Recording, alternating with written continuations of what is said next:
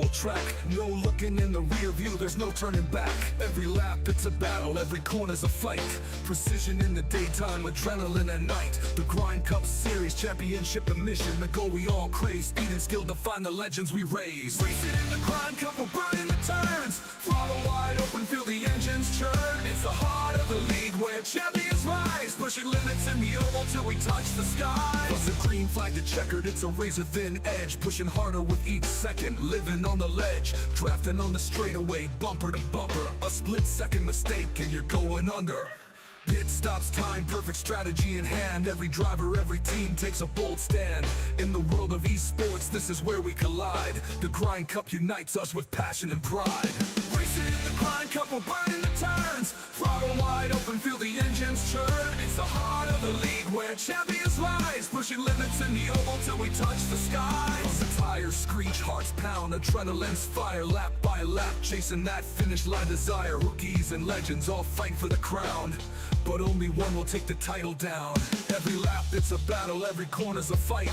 Precision in the daytime, adrenaline at night. The Grind Cup Series, championship and mission. The goal we all crave, speed and skill define the legends we raise. Racing in the Grind Cup, we're burning the turns. Throttle wide open, feel the engines churn. It's the heart of the league where champions rise. Pushing limits in the oval till we touch the skies. From the green flag to checkered, it's a razor thin edge. Pushing harder with each second, living on the ledge. Drafting on the straightaway, bumper to bumper. A split second mistake and you're going under. From the green flag to checkered, it's a razor thin edge. Pushing harder with each second, living on the ledge. Drafting on the straightaway, bumper to bumper. A split second mistake and you're going under.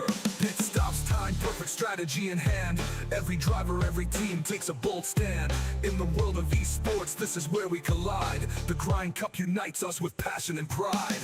Racing in the Grind Cup, we're burning the turns. Throttle wide open, feel the engines churn. It's the heart of the league where champions rise. Pushing limits in the oval till we touch the skies. So here's to the racers, the Oval League's pride. Through every twist and turn we ride or die. In the Grind Cup Series we find who we are. Chasing glory and victory beneath the virtual stars.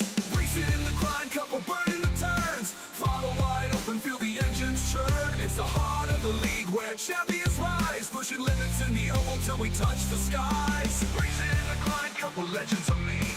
The esports Oval League driving the arcade. Racing in the Grind Cup, where legends are made. The esports Oval League driving the arcade.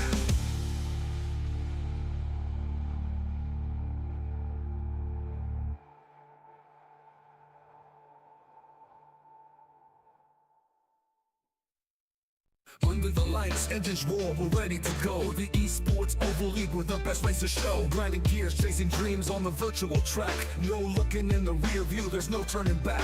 Every lap it's a battle, every corner's a fight.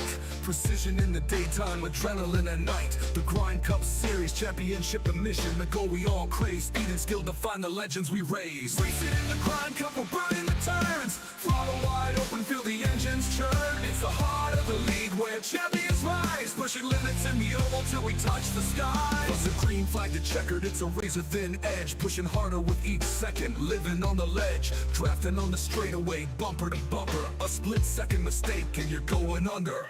Pit stops, time, perfect strategy in hand. Every driver, every team takes a bold stand. In the world of esports, this is where we collide. The Grind Cup unites us with passion and pride. Racing in the Grind Cup, we're burning the turns. Throttle wide open, feel the engines churn. It's the heart of the league where champions rise. Pushing limits in the oval till we touch the skies. The tires screech, hearts pound, adrenaline's fire. Lap by lap, chasing that finish line desire. Rookies and legends all fight for the crown, but only one will take the title down. Every lap it's a battle, every corner's a fight. Precision in the daytime, adrenaline at night. The Grind Cup Series, championship and mission. The goal we all crave, speed and skill define the legends we raise. Racing in the Grind Cup, we're burning the turns. Throttle wide open, feel the engines churn. It's the heart of the league where champions rise. Pushing Pushing limits in the oval till we touch the skies. From the green flag to checkered, it's a razor-thin edge. Pushing harder with each second, living on the ledge. Drafting on the straightaway, bumper to bumper. A split-second mistake and you're going under. From the green flag to checkered, it's a razor-thin edge. Pushing harder with each second, living on the ledge. Drafting on the straightaway, bumper to bumper. A split-second mistake and you're going under. Pit stops, time, perfect strategy in hand. Every driver, every team takes a bold stand. In the world of esports, this is where we collide. The Grind Cup unites us with passion and pride.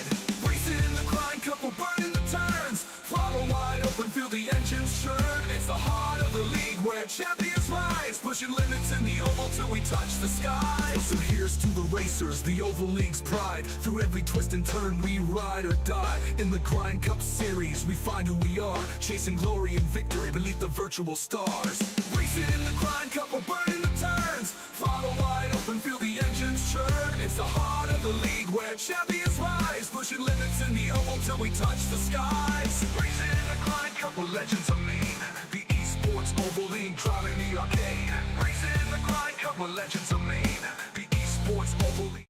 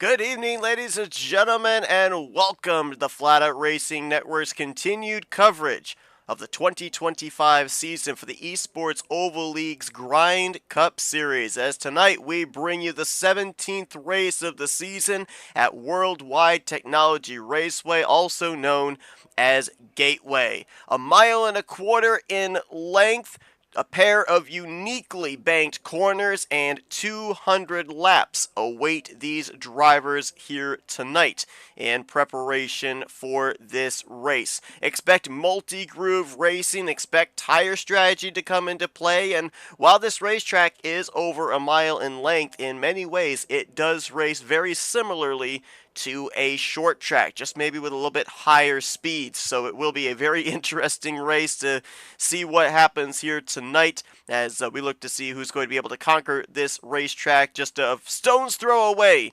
from the St. Louis Arch. Getting ready here this evening for what should be a good one. Of course, we were on a bit of a vacation here in the last couple of weeks. We want to give a big shout out to Ghost Racing Network, who covered for us in the two races that we did not bring you coverage of at Texas Motor Speedway and Martinsville. And during that span of time, two more drivers joined the Multiple Wins Club. The last time we brought you coverage here of this series was at Darlington, where we saw Mark Gonzalez get his first victory of the season. He doubled down a week later at Texas, going back-to-back and being a two-time winner. And then most recently, last week at the Paperclip Short Track of Martinsville, Brandon Cooper went back to victory lane off the heels of his first win earlier on the season at Atlanta. So Gonzalez and Cooper now join drivers like Dobbs, Holden, and those are the only two, as multiple-time winners on the season. Subsequently, now Mark Gonzalez comes into this race 10th in the point standings, and Cooper comes into this race 19th in points with a lot of momentum, and if practice speeds are anything to go by, a lot of speed coming into this race. We'll bring you up to speed on what the point standings look like coming into this one, as the battle between Alan Dobbs and Kyle Holden continues to be hot and heavy, with DJ Daniels starting to enter into the conversation. Dobbs 28 points over Holden. Daniels not too far back, 39 points out of the top position. Noah Jackson, Patrick McQuaid, they are currently in a tie for 4th, 92 points out. Trey Whitehead is 6th in the standings. Dalton McKenney 7th. Christian Ruse in 8th, and then Jonathan Cogswell, and as we mentioned, two-time winner now Mark Gonzalez.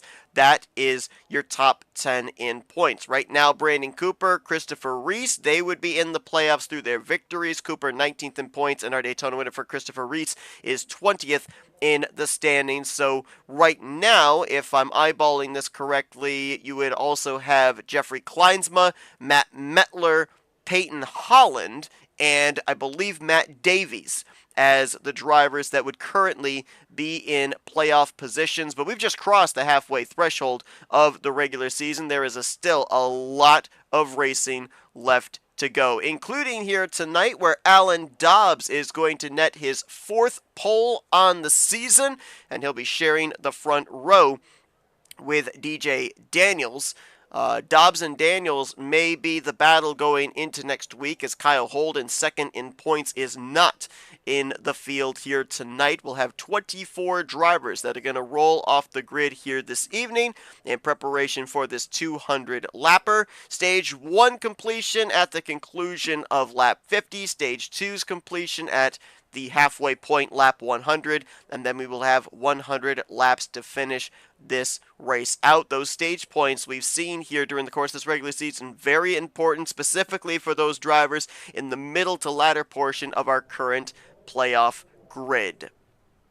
Speaking of grid, that's exactly what the drivers are doing on the front straightaway, gridding up. We'll take you through your starting lineup for this evening's race, as Alan Dobbs looking for his series-leading 5th win on the season here tonight. DJ Daniels looking to join the multi-win club, as he is a former winner this season in his own right.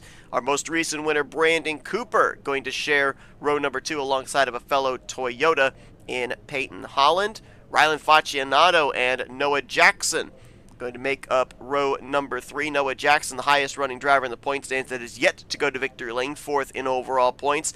And then Trey Whitehead and Tanner Marr back in row number 4. Your top 10 going to be completed with Jonathan Cogswell and Jeffrey Kleinsma, who was top of the board almost the entirety of practice not too long ago. As we take you through the rest of your starting lineup here tonight and await the command to fire the engines here for these drivers. I mentioned about the fact that this racetrack has a pair of uniquely banked corners. In terms of the shape of this racetrack, kind of think almost like a Darlington, but if you need a visual, I know we're nowhere near Halloween, nowhere near Thanksgiving, but if you know the candy corn candy, it's almost kind of like that. Turns 1 and 2, a very sharper type of degree of a corner. That would be the top portion, the smaller portion, the smaller end of the candy corn, whereas over in 3 and 4, a much more sweeping corners. A lot wider, a lot more speed going to be carried through that section of the course, and in terms of banking, it is 9 degrees over in that 3 and 4 area, whereas it is 11 degrees over in 1 and 2. Hence why I'm fully expecting we are going to see multi-groove racing here tonight.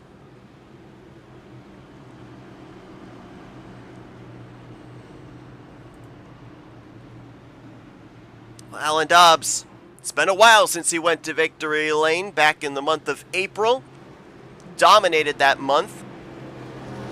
It has been 5 races since he last went to victory lane, but the consistency has still been there. We'll see if this good starting track position can get him to victory lane for a 5th time, as he will bring us down here to the green, and we are racing at Gateway.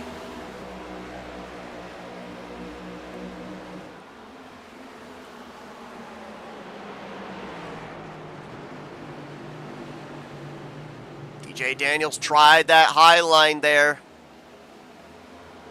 Through 1 and 2. Couldn't quite get the power down through the center of the corner, and caution is immediately already out. I believe Noah Jackson has run into an issue on the back straightaway. The Caterpillar Toyota Camry, 4th in the points. Looks like somebody else may have had an issue a little bit further up. That is Chris Roberge in the 9. Caution waves for the first time here tonight. That did not take long at all, as drivers more than likely skating around on these fresh tires, and of course not a lot of rubber laid down into the racetrack here, with only that one half green flag lap. As the track starts to rubber in, there will be more grip, and we'll start to see drivers kind of searching around the racetrack. Let's go back and take a look at what happened here to Noah Jackson to bring out the first yellow of the night. Noah started this race from up inside of the top 10. Was running, I believe, in the 9th position. And that thing just gets snappy loose. Little contact there with Rylan Faccianato. Trey Whitehead, nice avoidance there as he ducks to the grass. I believe he might have been the other car that I saw that smoke kind of lingering towards the entrance of turn 3 from. No faster pairs here tonight, so I'd be a little concerned about that left front damage on the 25. Get another camera angle of it here, a little bit more of a panned out shot.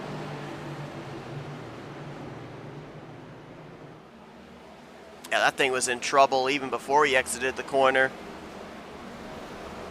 And then there was further contact, as we saw right there, between, I believe that was Mark Gilbert and Mark Gonzalez. So we'll take a quick look at what happened to the 17 and our 2-time winner in the 8. This was in reaction to what was happening up ahead. Oh, Mark actually got loose as well. And as he's trying to gather it back up, he gets into the passenger side of Mark Gilbert. So both the 20 and the 8 got loose there off of the corner. And then if we've got time here, we're going to go on board with the Blue Buffalo Toyota of Trey Whitehead. Take a look at this. As this happens right in front of him. Ducks to the grass. Car goes for a slide. There's Mark Gilbert and Mark Gonzalez with their incident. But nobody hits the 23, and he's able to continue on.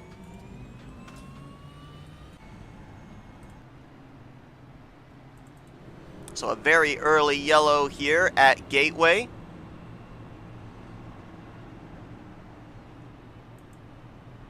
And Alan Dobbs will be the leader on the upcoming restart.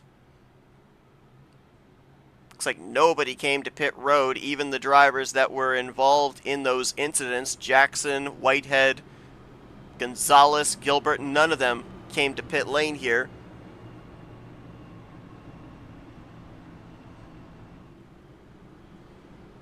They do have 5 sets of tires that they can utilize during the course of this race, but obviously wanting to preserve those good years for later on, especially when we get to our 2-stage yellows.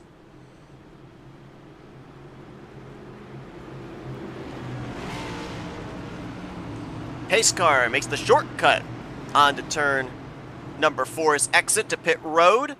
Turns the field back over to Alan Dobbs. Will get us back under the green flag here at the completion of lap 4 onto 5.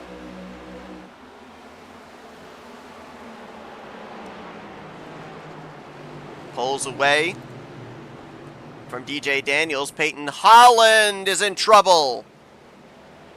And the caution's going to wave again. Peyton had just tucked his way into the 3rd spot going into turn 1. And it looked like he had his hands full there all the way through 1 and 2, and that car eventually looped around. Don't know if he got some help or not. He just barely squeezed in front of Brandon Cooper. And now Holland, who had good starting track position, was up on the outside of the 2nd row. Is going to fade all the way to the rear of the field after this incident. So far, we've completed 3/4 of a lap under green, as here's a look at it.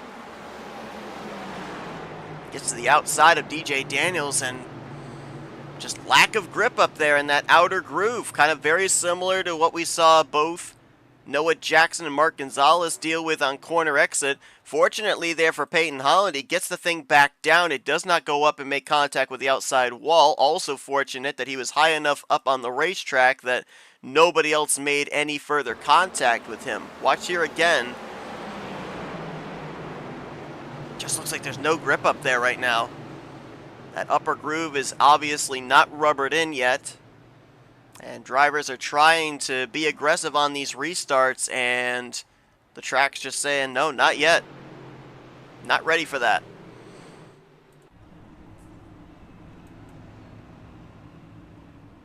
So 2nd caution of the evening here.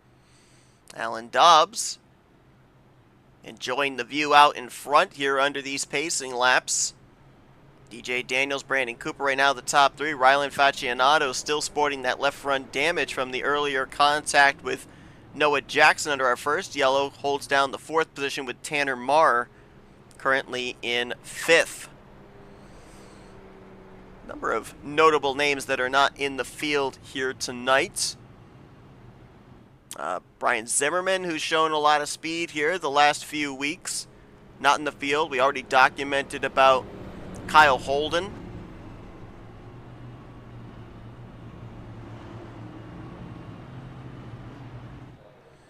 Sean Lauder in the 12. We haven't seen him for a number of weeks.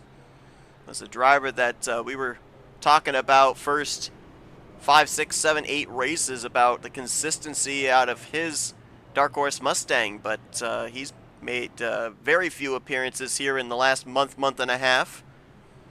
And he's not in the field here tonight, and no Tyler Rice in the 6 either, who was a driver in the conversation multiple times for victories. Most notable was trying to run down Tom Bourne for the victory back at Dover, but came up just short. Doubled up, ready to go back green. See if we can settle into a bit of a long green flag run here. I think we've pretty much established that outside line, at least for the moment, is null and void, which surprisingly, Alan Dobbs will choose the top side here for this upcoming restart, giving 2nd place DJ, DJ Daniels the inside line here. See Dobbs shaking that car back and forth, trying to clear off the debris off those tires, not spin them on this restart, maybe as well warm them up a little bit for optimal grip heading into turn 1. As pace car ducks back to pit lane, hopefully we won't need him for a while now. As Dobbs, with a fellow Chevrolet behind him and Faccianato, gets us back under the green. Great launch for Alan Dobbs. And he's going to easily clear DJ Daniels going into 1. Keep an eye on some of these drivers way up the track here. Rylan Faccianato way up there. He's going to lose a spot to Brandon Cooper, and here comes Brock Whitehead in the 71 looking to his inside for 4th place. Oh, Rylan, that's not Rylan Faccianato, that's Ryan, oh gosh, Ryan Catalano, he was loose and you just saw him overcorrected into the wall. Caution's out for the 3rd time, and that will more than likely be race over for driver 92. That thing made major impact nose first into the outside safer barrier. Saw him just before he went off screen. Getting really squirrely, and we saw part of the end result there is that car is going to be all sorts of damaged for the remainder of this race. That is, if he's able to continue. He is able to at least leave the scene of the incident under his own power. Watch this again. Right there, that wiggle, he's already in trouble. He's trying to gather it, doesn't want to get down into Cogswell, so he overcorrects it and straight up into that outside safer barrier wall. That's a pretty heavy impact there for Ryan Catalano. Take one more look at it here. Watch him as he's making his way into 3. Watch just that one initial wiggle of the back end, and from that point on, he's in major trouble right there. And after that, he's in just trying to gather it up mode. That is massive impact with the front end of the race car, and as I said, with no fast repairs, that car is undoubtedly going to be off the pace for the remainder of this one. Going to have to be some pretty extensive repairs on that machine as well. This racetrack, 1.25 miles in length, depending on how severe the damage is and how long they would have to take on repairing that Toyota Camry, could easily lose a lap or more. It's been a struggle for drivers here in the early going. We can't seem to be able to get out of the blocks here. A lot of drivers struggling with early looseness in the beginning of these starts and restarts. 3rd caution already out. We've already got a couple of drivers with some pretty significant damage. A number of drivers that started up towards the front now finding themselves at the back. Noah Jackson, Mark Gonzalez, Peyton Holland all started up inside of the top 10, and they're now outside of the top 15. Good news is there's still a long ways to go in this race. It is very early on, so plenty of opportunity to still be able to work your way back into the conversation for this victory. A couple of guaranteed cautions coming up at the conclusion of the 1st and 2nd stage, so still plenty of opportunity for drivers that have had the early struggles here in these first 10 laps to still find their way up into the top 5, maybe the podium, maybe even victory lane. Alan Dobbs will again choose the top line. We saw him as the control car get a great launch on the previous restart. He'll look to do so again. DJ Daniels again relegated to the inside line with Brandon Cooper, last week's winner, in 3rd. Rylan Faccianato in 4th, and Brock Whitehead is going to complete the top 5. All 24 drivers still running on the lead lap. We did have a couple of drivers come to pit lane. Chris Reese, Mark Gilbert, Noah Jackson, Mark Gonzalez, and Chris Roberge. Looks like for most of them, they came down and did fuel only. Ryan Catalano, who was involved in that big impact under this most recent yellow, did not come to pit road at all.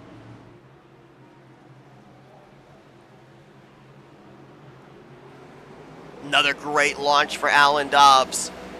Clears going into turn 1. Daniels clears for 2nd. The battle is going to be back here for 4th.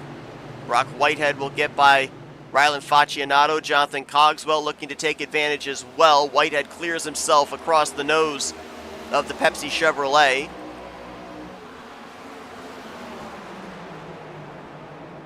Cogswell drives it down deep into 3.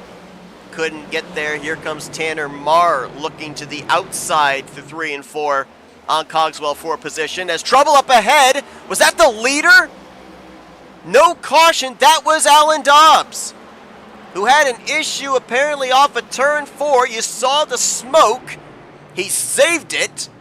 But now he is all the way back from the lead to 20th place. Great save. I don't think he hit the inside wall, but another driver from up inside the top 5 with an issue. This one, though, is not going to bring the caution out. And just like that, DJ Daniels finds himself with the race lead. Cooper moves to 2nd. The battle continues for 3rd with Faccianato on the top side, Whitehead on the inside. And Brock will move on by, slides up the track, crossover. Here comes Ryland back to the inside line. Battle continues for that 3rd spot behind a couple of Toyotas.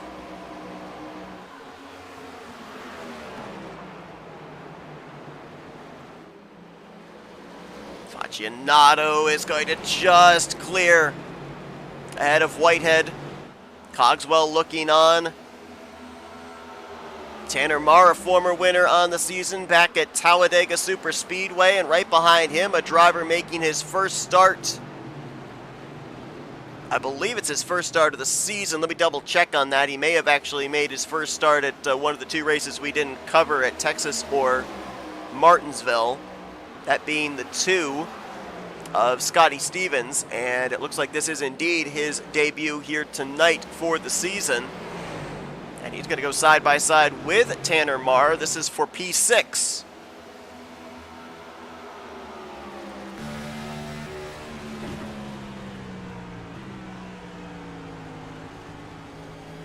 Great battle here as we're on board with Scotty Stevens,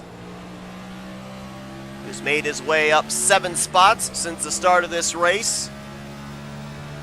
Had to give up the position to Tanner Marr. Rearview mirror filled with the 23 of Trey Whitehead.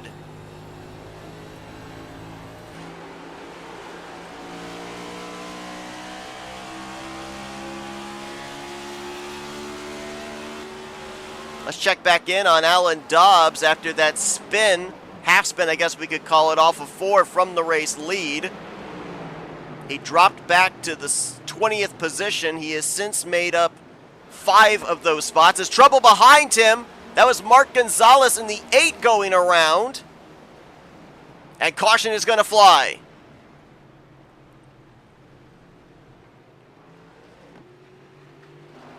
Trouble once again for the Budweiser Chevrolet. 2-time winner Mark Gonzalez brings out the 4th caution of the evening. Chris Reese in the 62 had actually just dove onto pit road. I believe he made it onto pit road before the caution flew, so he would have been past the commitment line. And we're going to look at 2 things here under this caution period. We're going to first look back and see what happened with Alan Dobbs that did not bring out the yellow, and then we'll jump forward and see what happened with Mark Gonzalez that did bring out this caution flag.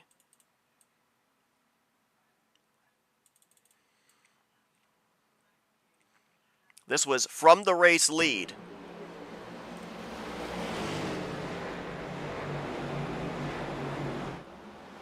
Wow. Look at that thing. Drifts it, never hit the inside wall. That is... If we had an award for save of the race, I think that would have to be it. Like, how in the world was that thing not wrecked? And to be honest, it didn't look like he was in that much trouble until that thing darted left off the exit of 4. Watch this again. I mean, he looks fine, looks fine, looks fine. Maybe right there you can see him get a little loose. But at least from that initial camera angle, it didn't look that bad. And how he does not make contact with anything is incredible. Drifted back to 20th and worked his way up to 15th before that caution came out, involving Mark Gonzalez, as we'll now take a look and see what happened to him. He has been struggling in the early going with a very loose race car, and looks like it's going to be the same thing for him here as Things kind of stacked up in front of him, and you just see he just loses the nose. Takes out the cone there, indicating the merge point off of pit lane to the racetrack. But nobody hits him. Single car incident. And we'll rack him up, and we'll do it again. Again, most of your leaders staying out. I believe that Chris Reese was the only driver that pit. Nope, actually also add to that list Ryan Catalano that pit under this caution period. Looks like Catalano will remain on the lead lap after manual repairs to the front end of his Toyota. Chris Reese, however, is still on pit lane, has been so for the last 3 laps. And he will be multiple laps down when and if he returns back to the racing surface.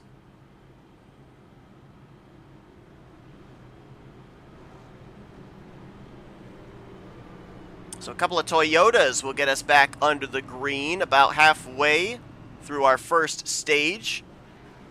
DJ Daniels and Brandon Cooper. Daniels the control car. Elects the high side, much like Alan Dobbs did on the 2 previous restarts. Rylan Facinato, Brock Whitehead, and Jonathan Cogswell. Going to be your top 5 when we go back green.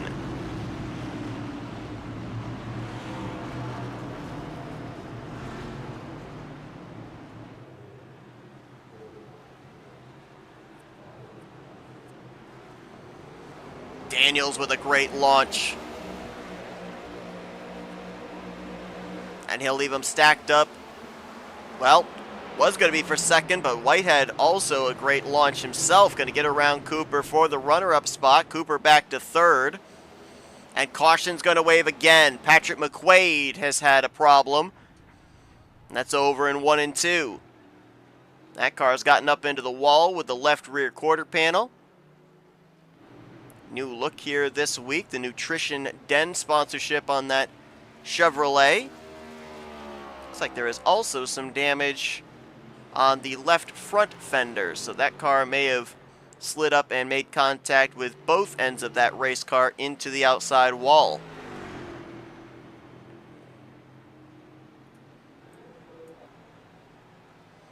Let's take a look and see what happened here to McQuaid. And this one may have had a little assistance. Major stack up here going into turn 1. Mark Gilbert slides up into McQuaid, who then collects the 43 of Larry Bell. I don't know who it was up at the front of that inside line that was causing that major stack up. As we'll pan out a little bit here and see if we can maybe find an indication of who it is. Look on the left side of your screen, and it was around Kleinsma and Peyton Holland. Saw Alan Dobbs get into the back of Holland. Gilbert gets into the back of Dobbs. It shoots him up the track as they try to check up, and then unfortunately McQuaid is the one that gets clipped.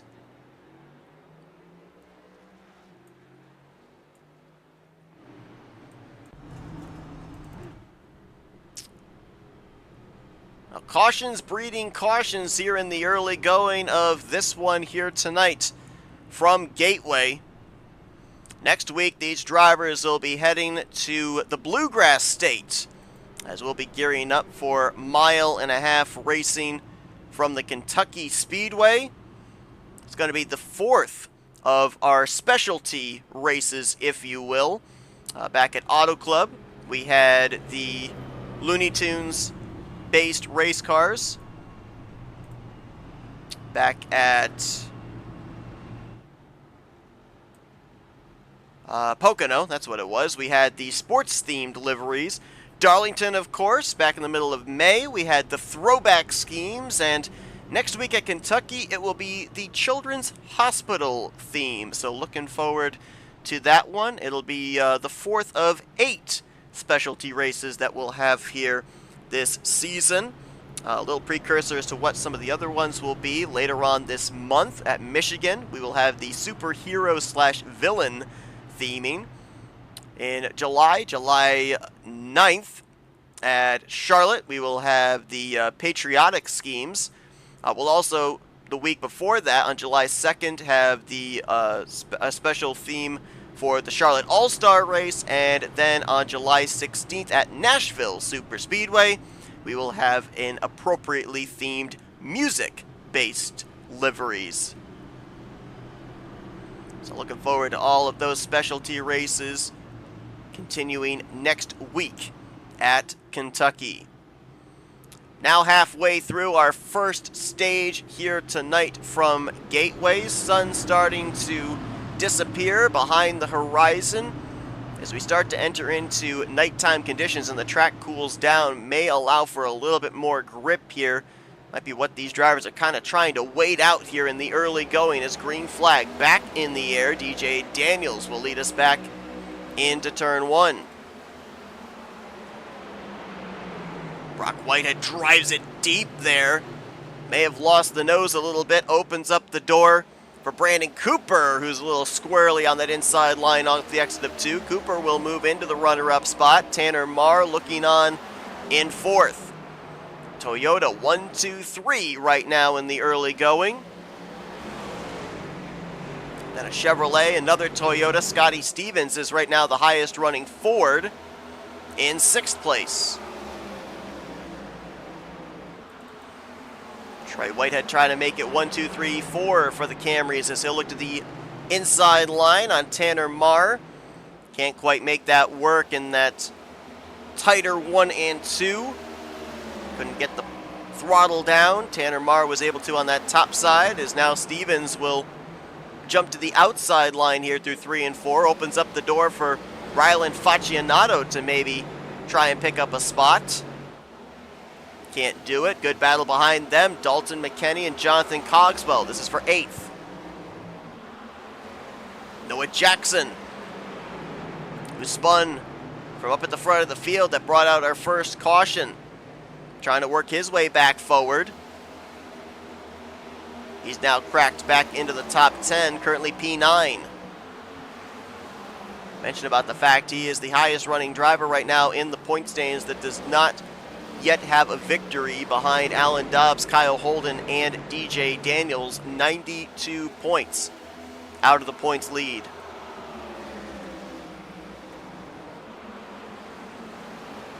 As now he'll go to work on Dalton McKenney for 8th place. DJ Daniels a couple of car lengths back to Cooper, and another couple of car lengths back to Brock Whitehead.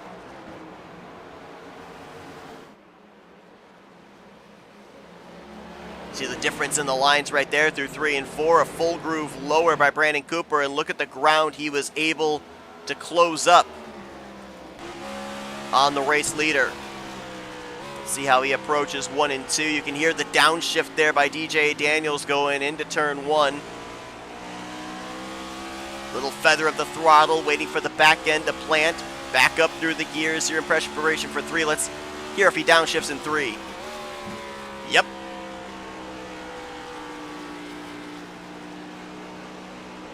Let's go on board with the 96 and see if we can find out what gearing he's in. He's 3rd gear right now, up to 4th.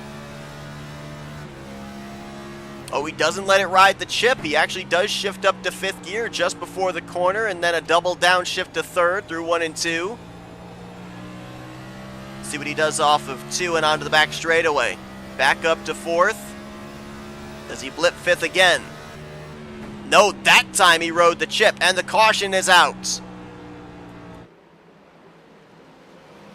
Rylan Faccianato, who was running up inside of the top 5, I believe he was in the 5th position at the time, has gone around. It looks like this was turn 2, maybe to the back straightaway. And another driver who was running really well, finding struggles here in the early stages of this race at Gateway. This caution going to favor Christopher Reese, who has returned to the track, albeit 7 laps down. He'll get the free pass and get one of those 7 laps back. Here's a look at what happened to the Pepsi Chevrolet, and it's same song, different verse of what we've talked about all night, just getting loose off of the corner. Almost able to save it, overcorrects it back. And caution is going to wave. You saw the back end of the car kind of bouncing there as it went from grass to asphalt to grass transition. Gateway is a multifaceted venue. Not only does it have a speedway configuration, it has a road course configuration, which I think that was part of right there what Ryland's back end slides over. There's also a go-karting complex here. If I'm not mistaken, I believe that the road course configuration, there were two variations of it. I believe there was a variation up until, I'll have to double check my facts here, I believe it was up until 1997, and then it changed from 97 to the current present day.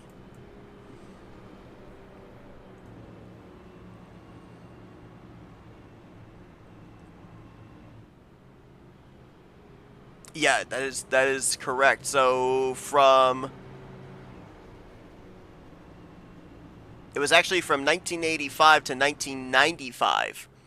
The original road course here was 2.6 miles in length, had 14 corners, and then from 1997 to current day, the road course configuration is only 1.6 miles in length with 10 corners.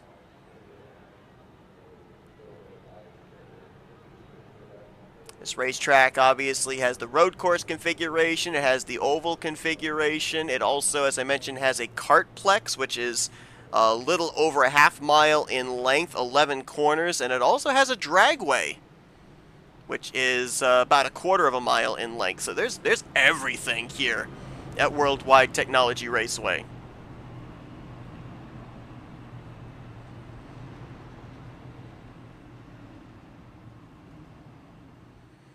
So we're going to get ready to go back green here. We'll be about 16 laps shy of the completion of the first stage.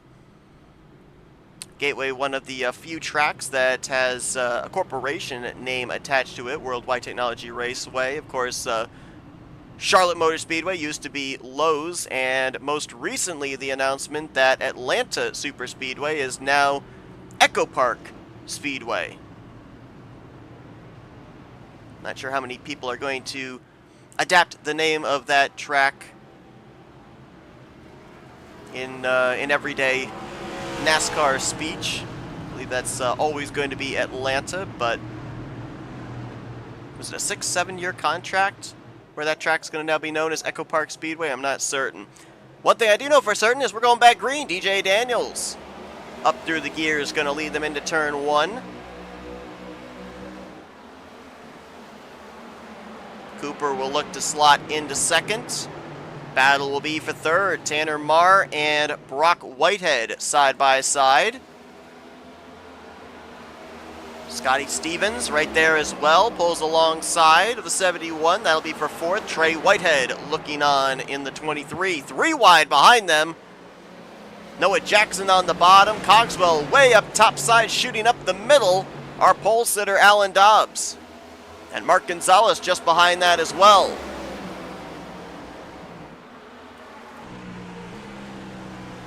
On board with Dobbs, look at the wad of race cars here. Throw a blanket over at least a half dozen, maybe more. Still looking 3 wide there as Scotty Stevens was way up the track through 1 and 2. Dobbs going to drive it into the inside of Noah Jackson. Gonzalez follows in his tire tracks. Cogswell just behind. Peyton Holland trying to work his way back up to the front after an early issue. This is 5th place on back. These drivers are battling this hard this early because they know in about 13 and a half laps, stage points are going to get handed out.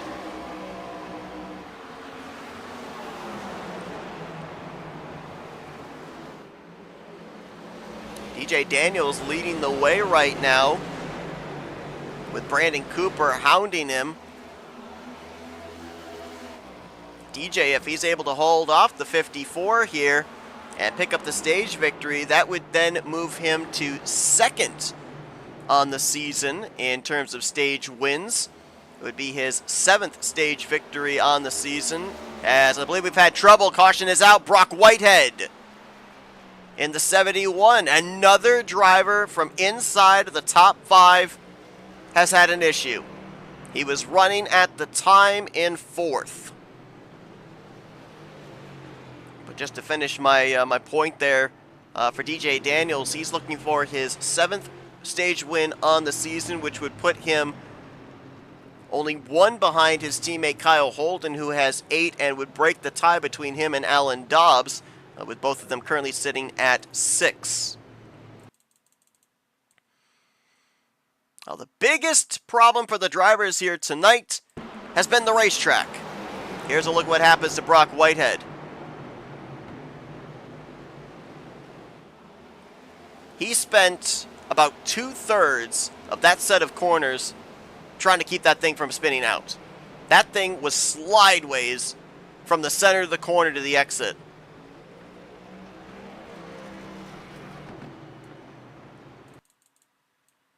One more look at it here.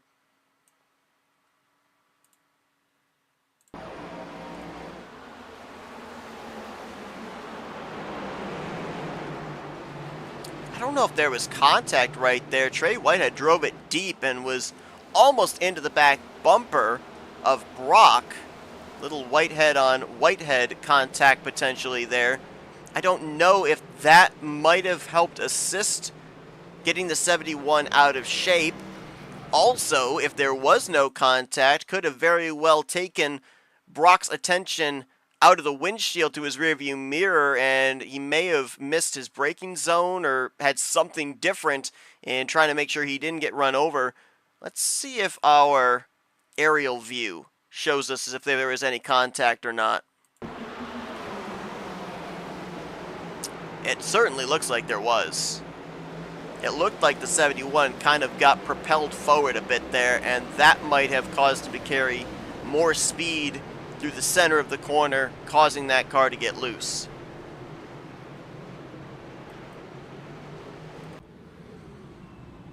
Well, we're now going to cross over 40 laps into this race, which means the next upcoming restart is going to leave us with less than 10 laps to go in this first stage. Sun is almost completely behind the horizon now. The track lights have come on, and very shortly this track will be completely bathed in darkness. Right now, track temperature just a little above the current ambient temperature by 4 degrees. We'll check in a little bit later, see if that track temperature starts to decline, allowing for these drivers a little bit of extra grip with the nighttime conditions. One thing these drivers have not had to deal with here with 7 cautions in these first 40 laps is the difficulty of this racetrack's pit road.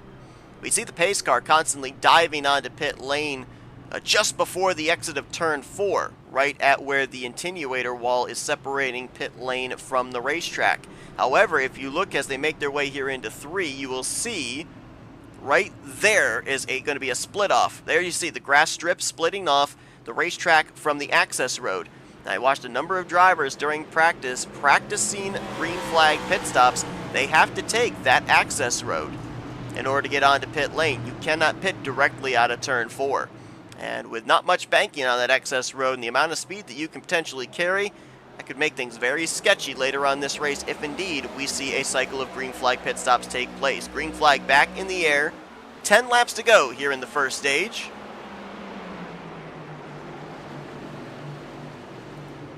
DJ Daniels going to edge ahead of Brandon Cooper. Trey Whitehead now moves into 3rd. Battle's going to be behind Tanner Marr for the 5th position. That's Dobbs, Jackson, Gonzalez. Oh, Gonzalez up the track, makes contact with Noah Jackson. Jackson hangs on to it. Going to wad them up from 6th place on back. Dobbs trying to fight his way back up to the front after his spin from the race lead. Now moves into P4. And now he's going Toyota hunting. First on the list, Trey Whitehead, then Cooper and race leader DJ Daniels. Can he get up there in the span of 7 laps? He'll jump to the top side here on Trey Whitehead through 3 and 4.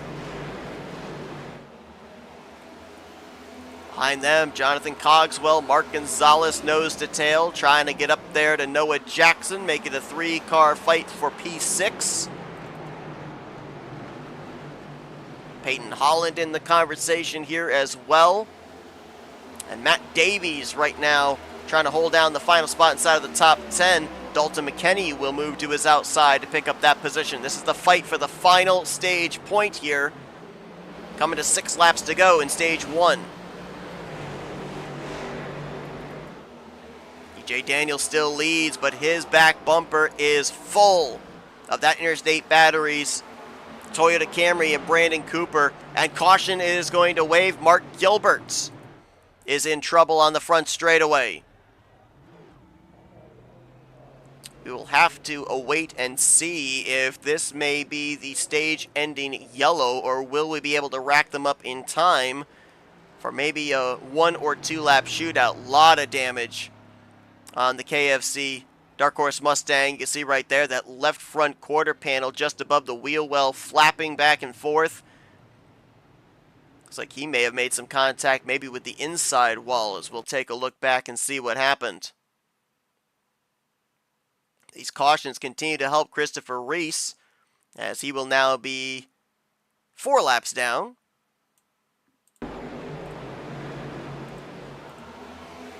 Oh, big impact into that inside wall there for Gilbert, and he got clipped by somebody there. I couldn't make out exactly who it was. It might have maybe been Larry Bell, but I think it actually might have been Chris Hubka. Let's take another look and see if we can figure out who that driver was that made the contact afterwards. Big hit there, and then back up the track, and it was indeed the 5.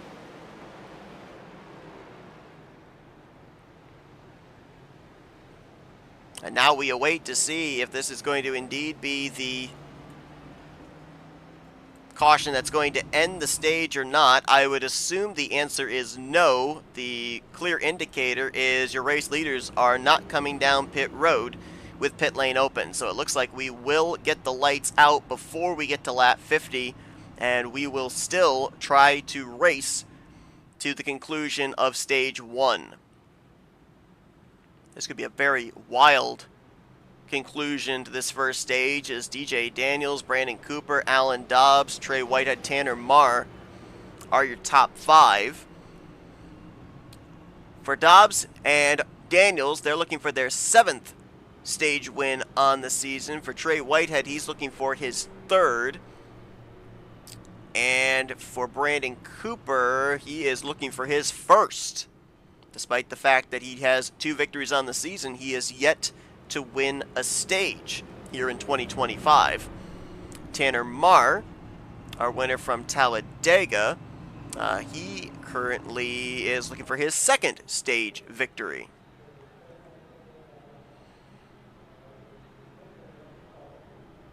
See if the iRacing pace car lights go out this time. If they do, yep, we're going to have a 2-lap shootout to finish out the first stage this evening.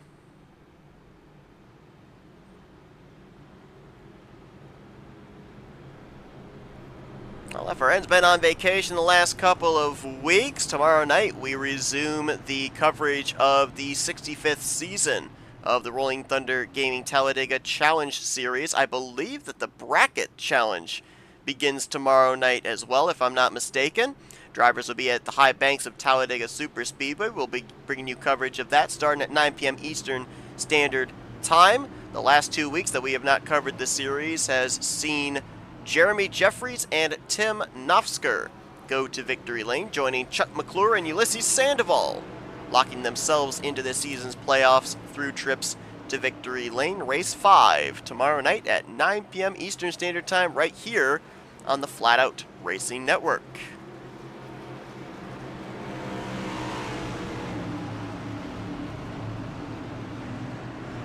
All right.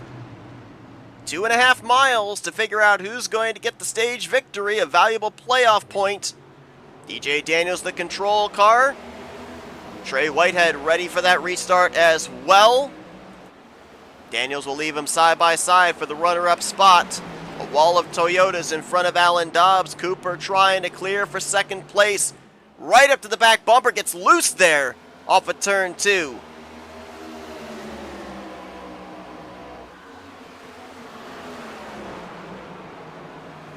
Will they make it back around here for the proverbial white flag here in stage 1? DJ Daniels wrapping the bottom.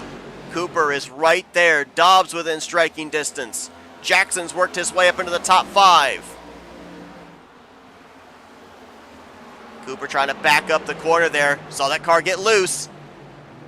Trying to get back to the throttle through the center of the corner. Draw back up to the bumper of DJ Daniels. Not sure he's going to be able to get there. He's going to have a good 3 and 4. DJ Daniels just trying to be smooth. Runs the same line as the 54, same line as the 35. Punches the throttle off of 4. Cooper, one last-ditch effort. Looks to the inside, can't get there. Stage 1 is going to go to DJ Daniels, his 7th stage victory on the season. Cooper will finish 2nd, Dobbs in 3rd. Trey Whitehead 4th, Noah Jackson in 5th. Then Tanner Marr, Jonathan Cogswell, Jeffrey Kleinsma, Dalton McKinney, and Peyton Holland will reap the benefits of stage points here at the conclusion of stage 1. Great comebacks for both Alan Dobbs and Noah Jackson after their early issues. Same for Peyton Holland.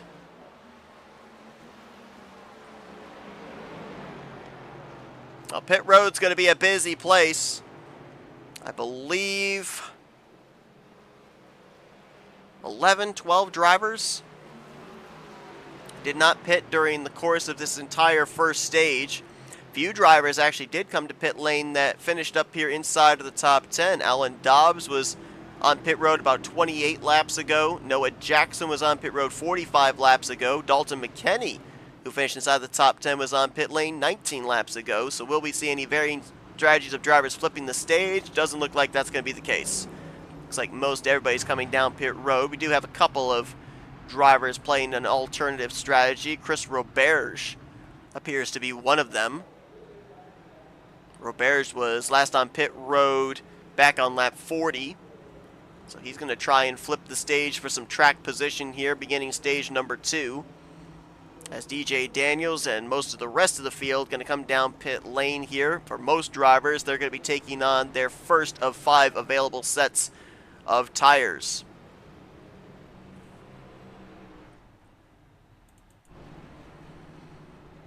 Looks like Roberge and Matt Mettler, along with Rylan Facinato, are going to all stay out.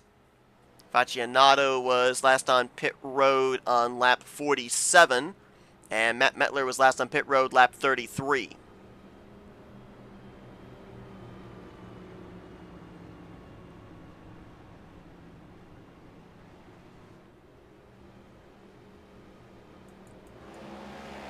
Ryan Catalano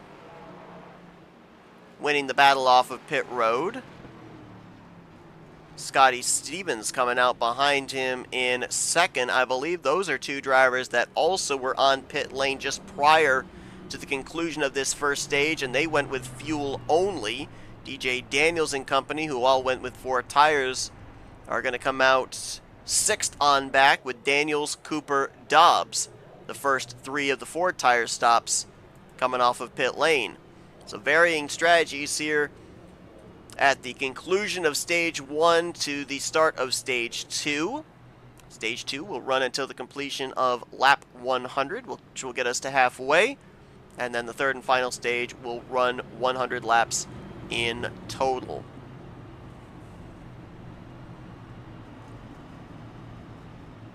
Oh, I mentioned about next week.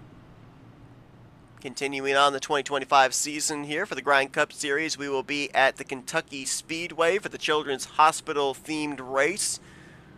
Further up on the horizon, road course racing on June 18th, as we'll be in Napa Valley at the Sonoma Raceway, and then June 25th, Michigan, the 2-mile speedway / super speedway for our superhero villain themed race. That will close out this month of June. We're down the home stretch here of the regular season. I believe, not including tonight's race, there will be 8 more races here in the regular season before that draws to a close August 6th at Daytona, and we will then know the drivers that will be battling in this season's playoffs. Stage 2 underway. Chris Roberge takes the green flag.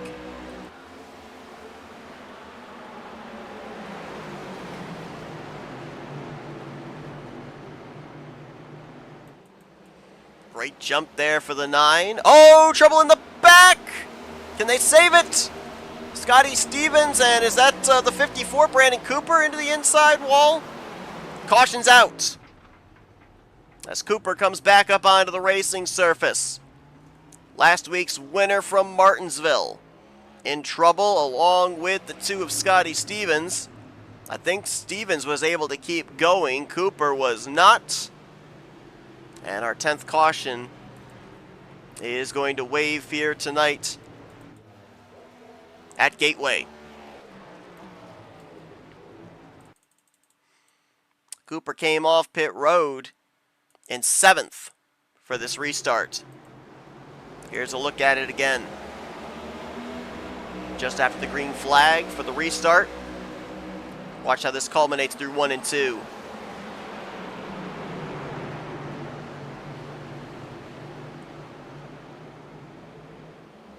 Gets a run there on Scotty Stevens, gets his left rear quarter panel, and then hops over that transition of grass to asphalt to grass. Hits the inside wall pretty good with that left front, and then comes back up onto the racing surface. The reason that the caution flew, I believe if that car had stayed down in the grass for the duration of his spin, that we may not have had a yellow flag. Remember, the 2 of Scotty Stevens did fuel only on his pit stop, so he was at a tire disadvantage to the drivers behind him, which is why I think Cooper got the run he did off of 2.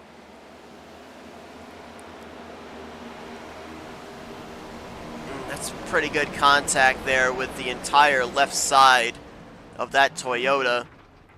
We'll have to see just how much damage based off the amount of time he spends on pit road making repairs, which he is currently in the process of doing. These cautions continue to help Christopher Reese. He was as much as 7 laps down not too long ago, and he is now only 2 laps down, as he just got, once again, the free pass. We do have one driver out of the race. We saw Mark Gilbert have that heavy impact with the left front of his race car into the inside wall just before the conclusion of stage 1. They have taken his KFC Ford behind the wall to the garage area. He will get credited with 24th here tonight.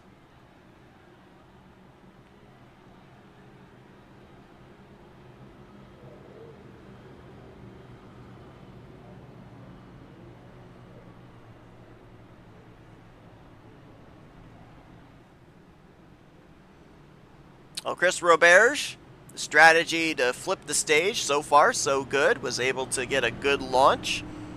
Kept everybody in his rearview mirror before that yellow flag waved. Ryan Catalano got himself a great launch as well. Was able to get around Matt Mettler. Now he'll restart in 2nd. Highest driver on fresh tires is going to be outside of row 2 with the 96 of DJ Daniels, our winner of the first stage. Let's check in on our track temperature. When we last checked in, it was 88 degrees. Let's see if it's cooled off at all. Well, some. Down 2 degrees from when we last checked. 86 degrees, but not quite the drastic change in temperature that I was expecting. So these drivers still would be dealing with some loose condition, one would assume, on corner exit. That's been the main caveat for these drivers back in the first stage. Roberge again takes the outside line. That's been the theme so far here for our race leaders. Gets another great launch. He'll have a good arc into turn 1. He'll leave him side by side for second. The fresh tires of DJ Daniels has to give way, at least for the moment, to Ryan Catalano through the center of 1 and 2. Matt Metler and Rylan Faccianato back there for fourth, with Alan Dobbs in the conversation.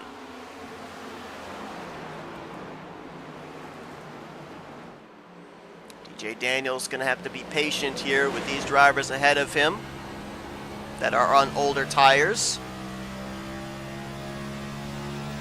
GJ going to try and complete the pass here on Catalano. He'll outbrake him into turn 1. Opens up the door for Rylan Faccianato to now peer to the inside for third place. Can't make the move. Dobbs now jumps to the outside of the 25 down the back straightaway.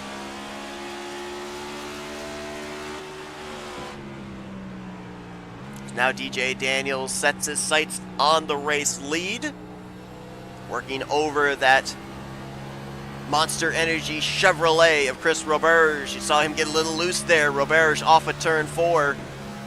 How long does DJ wait? Gonna follow him here through 1 and 2. I feel like he's gonna probably try and set him up here off of 2 or over into the entrance of 3. Big run, looks low.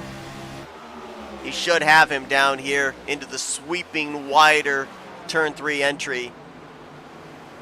Sends it in, drifts it up, punches the throttle, should have him clear here off of turn 4. Robert's trying to battle back, but just does not have the grip to do so. DJ Daniels goes back to the race lead. Some connection problems back in the latter half of the top 10 for Matt Metler. Disappeared for a brief moment, returns, still in the 8th spot. Another driver that gained some track position on some pit strategy, flipping the first stage.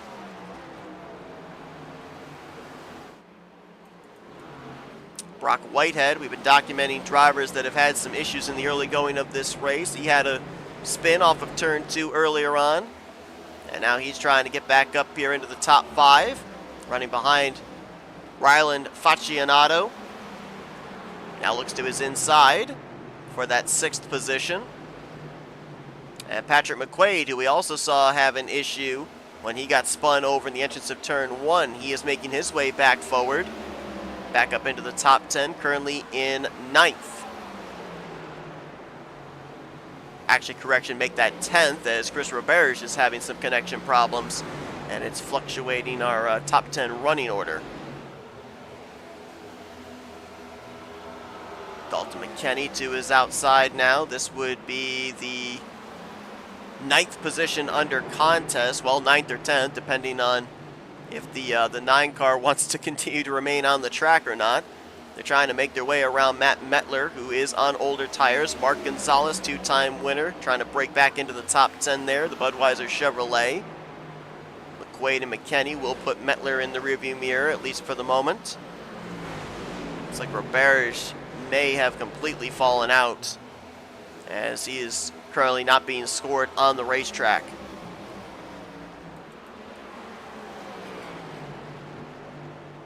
Brock Whitehead completed the pass around Rylan Faccianato. One driver that is a long ways back, and I'm not sure what's gone wrong for Trey Whitehead. He is way back here in the 21st position. I can only assume he may have run into an issue that we didn't see, and it didn't bring out the yellow. He's trying to work his way back forward once again. He just got by Matt Davies, but 20th place right now for Trey Whitehead. We're on board with him, just checking to see if...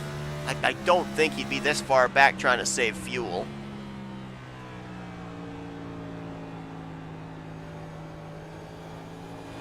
Or is he? Let's listen down here in 3 and 4.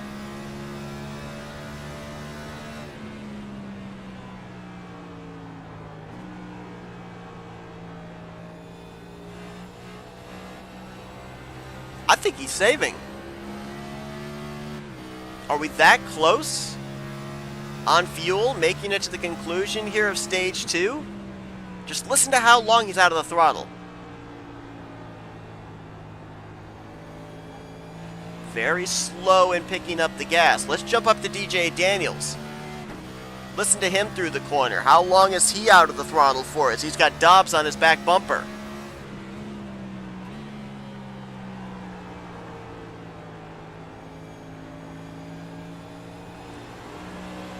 And you can hear a difference in the pitch of the engine. Trey Whitehead is saving and saving hardcore.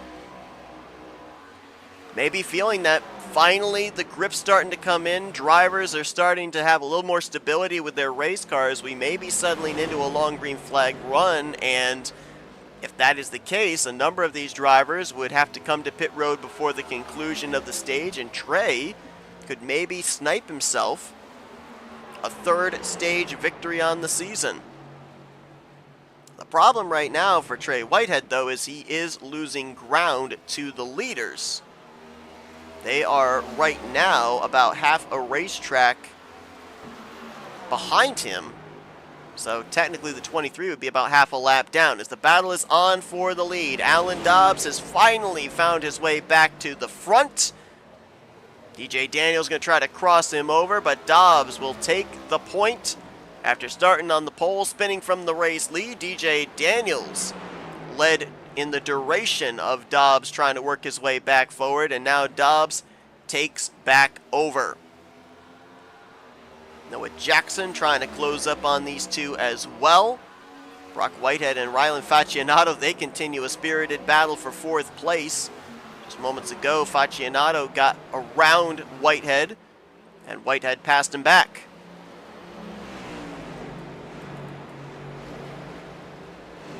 Side by side for sixth.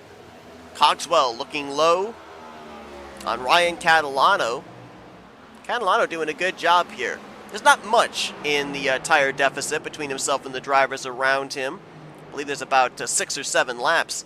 But he's doing a good job of hanging on here inside of the top 10. Remember, he gained track position, flipping the stage, doing fuel only at the conclusion of stage 1.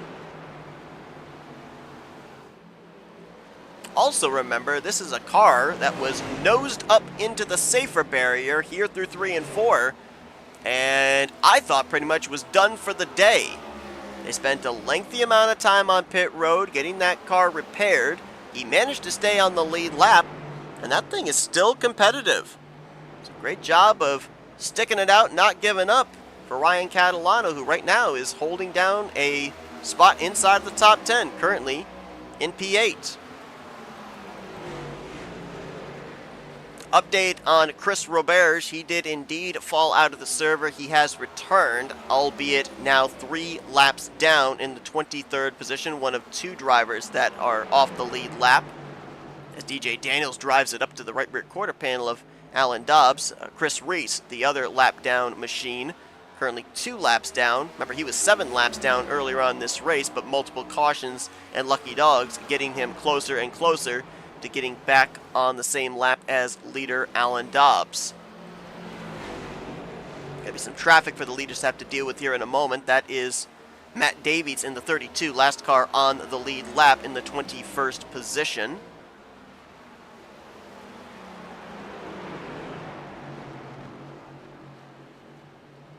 And Dobbs will now work his way to the inside of that Chewy Toyota Camry. Jackson will do the same. Top 3 very close to each other right now, about 0.3 of a second separation. Actually, correction, make that 0.7 of a second from the leader back to 3rd. A couple of drivers that were running well here in the early going of this race now mired back in traffic. 17th, 18th is where we find our Talladega winner Tanner Marr and 2-time winner on the season Brandon Cooper. Brandon still sporting that left front damage after he pancaked the left side and the inside wall in the back straightaway in our most recent caution. That's obviously affected the handling of this car. Not nearly the same amount of speed we saw out of him in the early going when he brought it home second in the first stage. And we've already documented Trey Whitehead back here in now 19th. He just got around Chris Hupka a couple of laps ago. trying to work his way back forward, but as we saw when we were on board with him as well, looks like he is trying to do some fuel saving here, if indeed it comes down to it being super close, of these drivers being able to make it to the conclusion of stage 2, which will be completion of lap 100. So this next time by, we will be at 24 laps to go here in the second stage. Noah Jackson had an adventurous first lap of this race after starting inside of the top 5, got loose, spun it out off of turn 2, and has had to utilize these last 70 laps or so, making his way back up at least onto the podium. Take a look at what he's had to deal with so far here tonight. Started 6th, dropped all the way down to 24th, which was dead last, and now currently running the highest he's been all night in the 3rd position, looking to get in line for some stage points. Jackson only 1 stage victory so far this season, and looking at the lap times right now between himself, Dobbs, and Daniels, it's Jackson who's running the fastest lap times of the 3. Something that is so cool when the nighttime conditions settle in here. Take a look, if we get a camera shot here, of the front tires, the inner front tires of Alan Dobbs making his way here into turn 1. You can see right there on that right front, that orange glow of the brake rotors.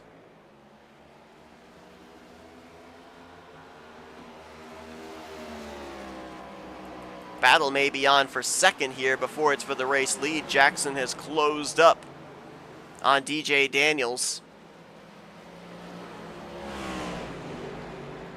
Coming around shortly to 20 laps to go here, is a little loose off of turn 4 for Noah Jackson. 20 laps to go here in the second stage.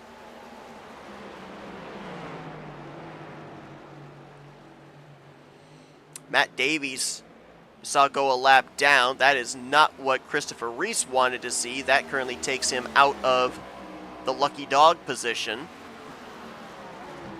Chris Hubka is about 13 seconds ahead of Alan Dobbs.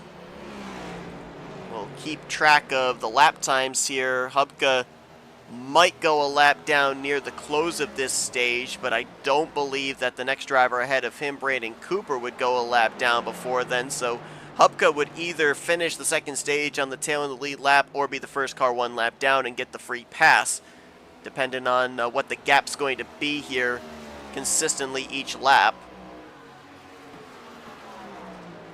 Trey Whitehead just completed another pass on Matt Metler, who has drifted all the way back to 18th after trying that alternative strategy, staying out at the conclusion of stage 1. That has not panned out well really for anybody that tried that strategy. Chris Roberge, we're not going to really ever know where he would have cycled to after he had the connection problems. He's 3 laps down in 23rd. Metler back in 18th. Ryan Catalano has been able to hang on. He's currently in 9th, and Scotty Stevens right now in 10th. But both of those drivers who went with fuel only at the conclusion of stage 1, I'm pretty sure only had about 5 to 6 green flag laps on their tires at the time.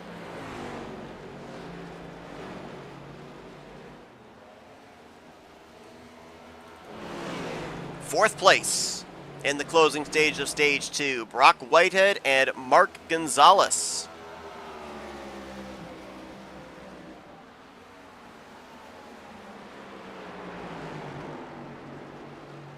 Both these drivers have had their fair share of issues here tonight, both with spins. Gonzalez ended up getting a piece of the first incident when Noah Jackson went around off of turn 2 on lap 1. Both have been able to march their way back forward, currently in line for stage points. And Jonathan Cogswell trying to close up as well, make it a 3-car fight for 4th.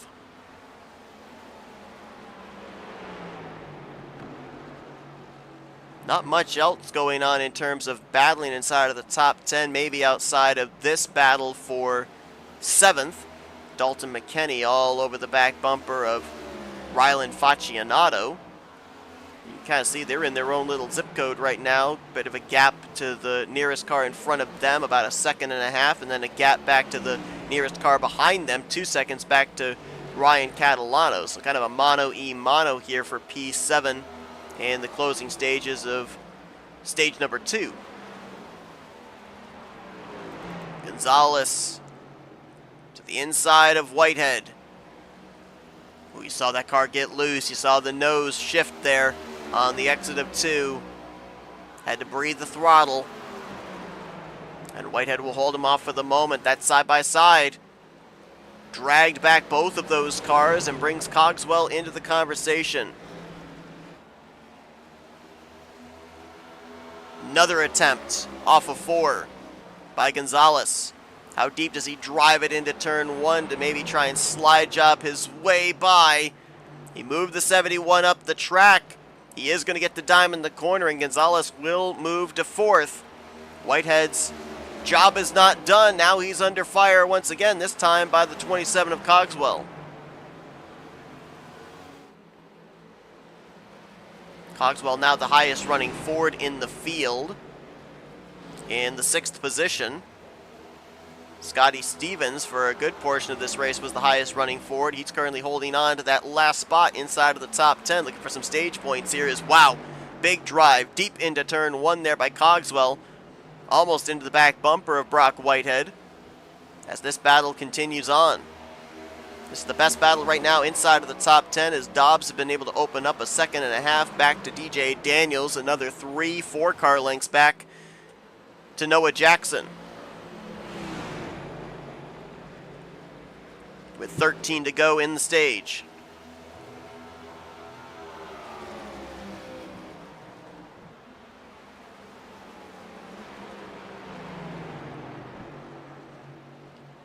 Matt Davies has fallen a second lap down to the leaders. Chris Hubka is only 7 seconds ahead of Dobbs. And right now, looking at the lap times in comparison to him and the race leader, he has run about 0.8 of a second slower.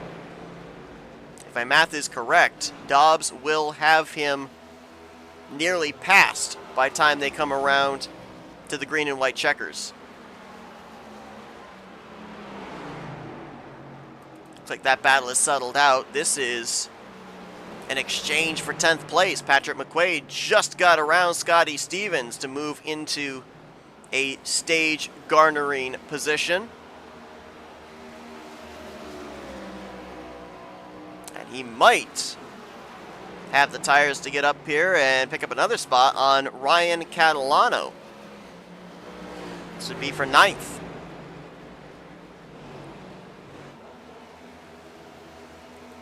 Driver we have not talked about hardly at all tonight, he's been very quiet, is Christian Roos in the 14. Right now he is in the 12th position. See, he pretty much started shotgun on the field back in the 18th position. That would have been about 6 positions away from dead last. He's been down as low as 23rd, but as I said, he's been quiet here tonight, and that means we may not have seen just exactly the full potential, the full strength of this machine. We may see it in the second half of this race. Keep an eye on him. Jeffrey Kleinsma behind him as well in the 15. Mentioned he was top of the board almost the entirety of practice. Had a pretty good qualifying effort as well. As trouble up ahead of him there, that's Scotty Stevens getting loose off of 2. Gathered it back up, we stay green. And that will be an extra position picked up there by both Roos and Kleinsma. McQuaid has actually gotten around Ryan Catalano, so move Patrick McQuaid up to 9th.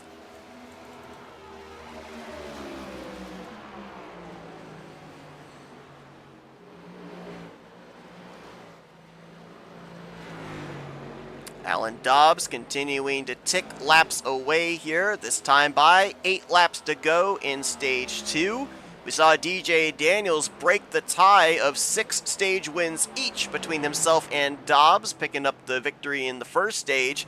Dobbs looks like he's going to try and tie it back up at 7 stage victories each, putting them 1 stage victory behind Kyle Holden going into next week at Kentucky. Car up ahead is Chris Roberge, multiple laps down. Hubka would be the next. Currently the last driver on the lead lap.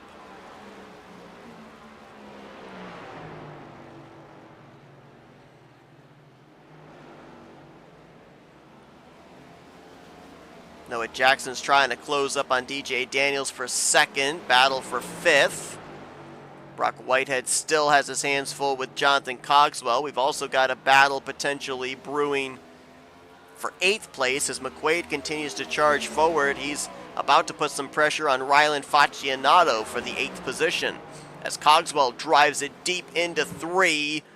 Oh man, almost pushed up into the side of Brock Whitehead, but I think he's going to get the pass done. Believe he is clear. Making absolutely certain here as he'll take the low entry into 1. Again, pushes up through the center of the corner. Oh, can't clear himself up just yet. Whitehead battles back. Cogswell gonna try again. Drives it in deep. Look at the rotors glowing on both of these cars, trying to outbrake the other.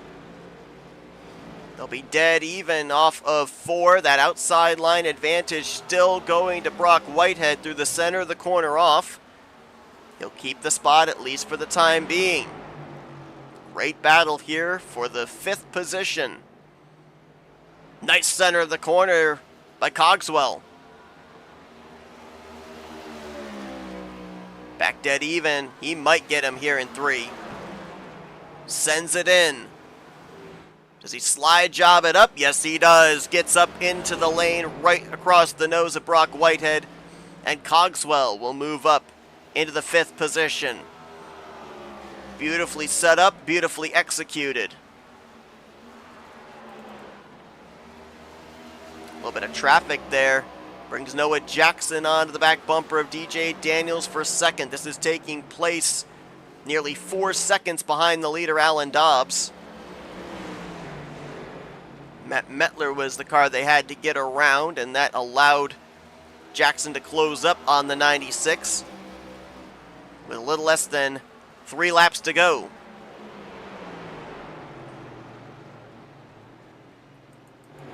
We mentioned about McQuaid closing in on Rylan Faccianato for 8th. There it is, about maybe 2.5 car lengths off of 4 down the front straightaway. Patrick McQuaid tied for 4th in points with Noah Jackson.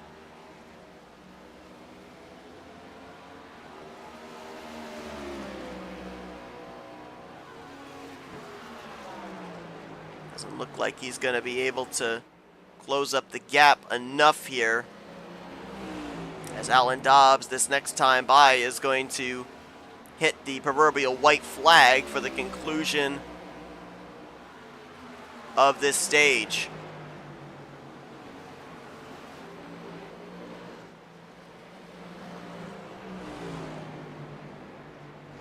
Dobbs going to throw in the clutch. He'll coast it to the start-finish line.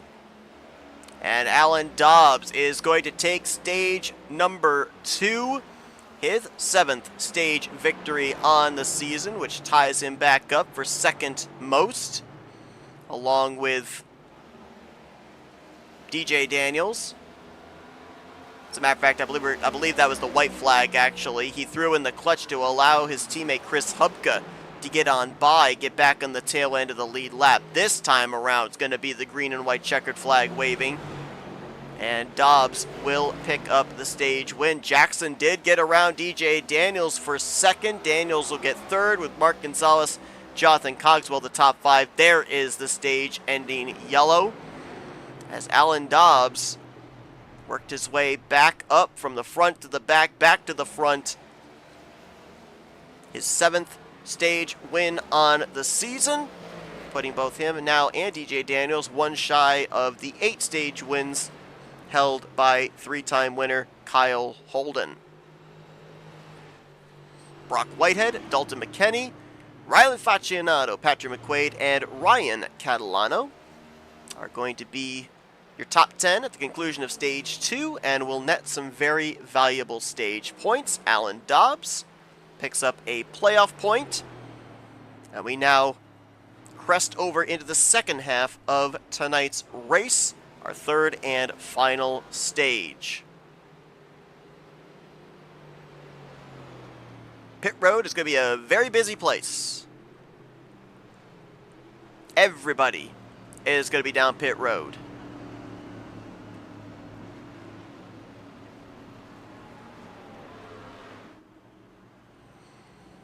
Matt Mettler will be the recipient of the free pass. He actually came to pit road about 7 laps prior to the conclusion of this second stage. Fell 2 laps down. He'll get one of them back. He'll be the only driver 1 lap down on this upcoming restart.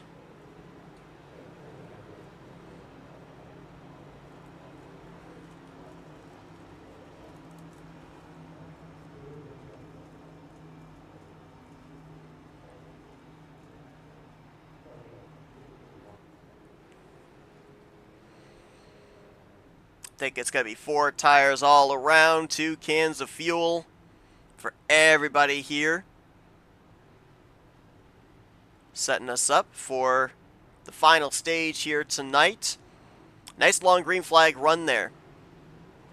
And the conclusion of this second stage. So looks like the track is finally rubbered in. It's finally cooled down. Grip finally is something these drivers are able to lean on. Could set us up for a very interesting final third stage, which one would assume they cannot make it the rest of the scheduled distance on what they've got in the tank, so it could make pit strategy very interesting. I even just saw, as these drivers were coming down pit road under pacing, I saw Mark Gonzalez get his right side tires off that access road into the grass. Imagine if you're trying to make a pit stop at speed, how difficult that's going to be for these drivers if they had trouble with it here just under the pacing speed.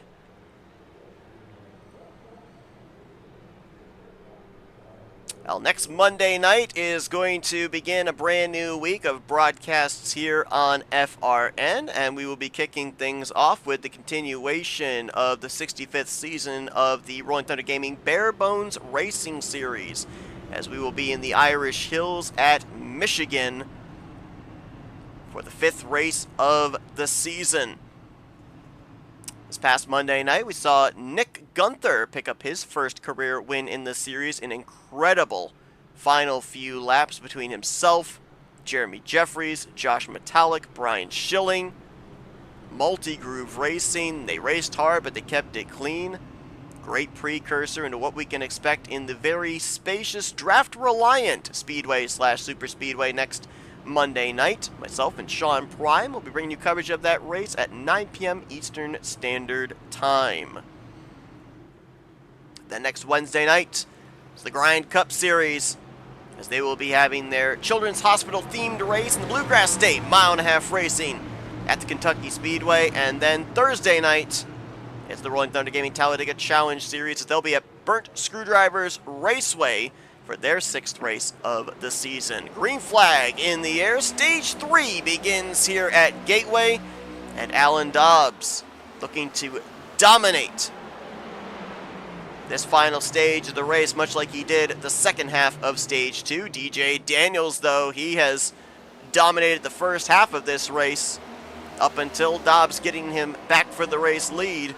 It's been these two, and it may be these two in the final moments of tonight's event. Noah Jackson's been very close there in 3rd place as well. Don't count out him, as he's looking for his first win on the season. Oh, trouble in the back! 1 car around. That was Scotty Stevens in the 2, and the caution is going to wave. Looked like they were 3 wide off of 4. Someone got Stevens in the left rear quarter panel, looped him around, and that is going to bring out the 12th caution of the night.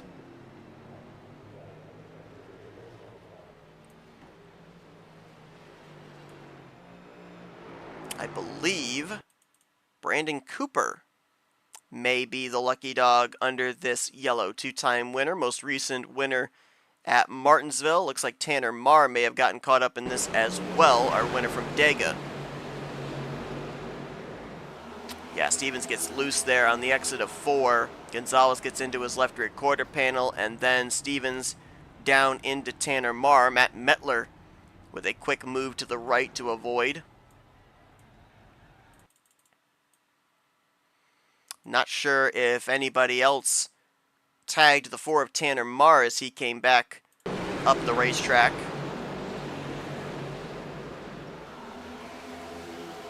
It's a big hit into the inside wall. That's a lot of damage on that left front. Very similar to what we saw happen to Mark Gilbert earlier on. And you saw Brandon Cooper ran into the back of Mark Gonzalez. So some more front-end damage for the 54 machine. We'll go on board with him as Gonzalez had just finished being involved in that incident. He's on the brakes and slow, and Cooper, jacks him up in the air.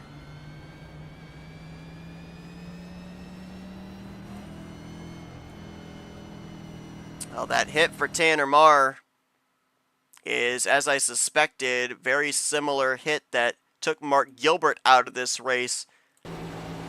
Is going to cause an early night for our Talladega winner. That's a big hit.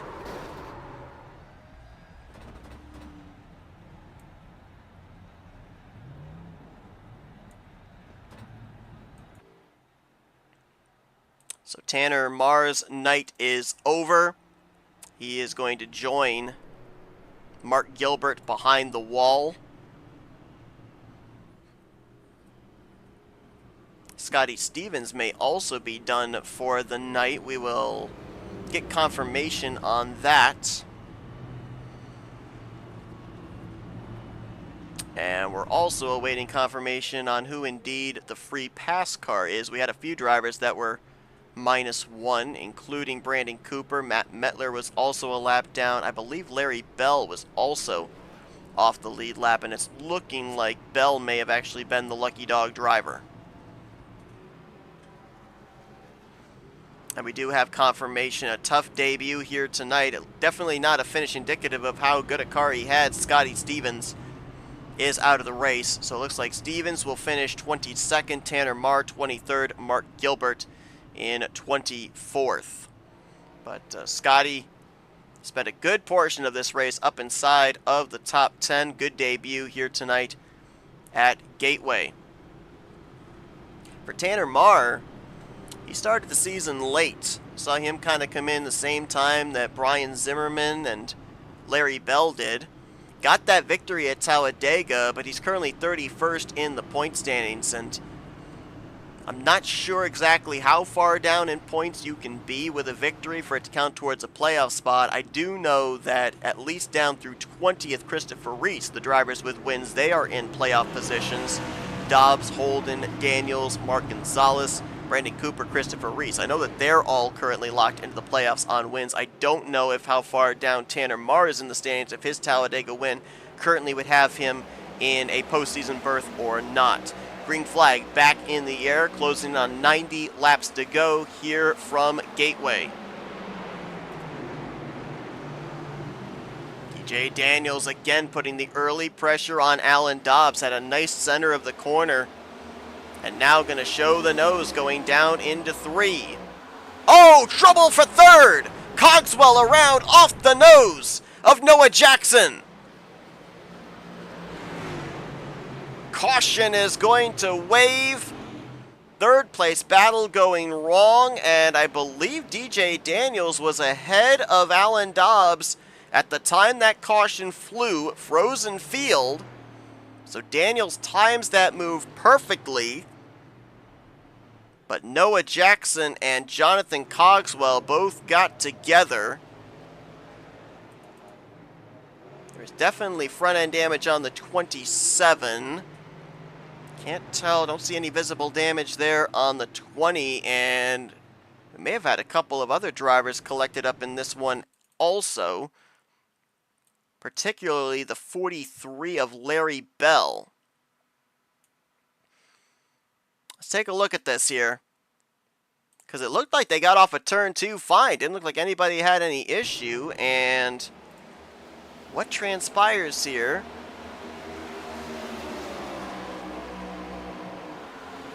Boy, that's hard to try to dissect of what went wrong there. Back up the track, and I don't think anybody gets the 20 or the 27.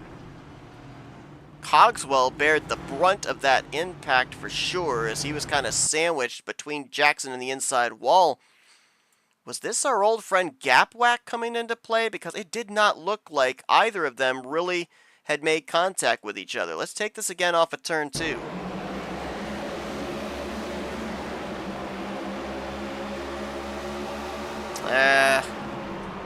Little wiggle there, maybe out of the 27. There does appear to be visible contact between those two.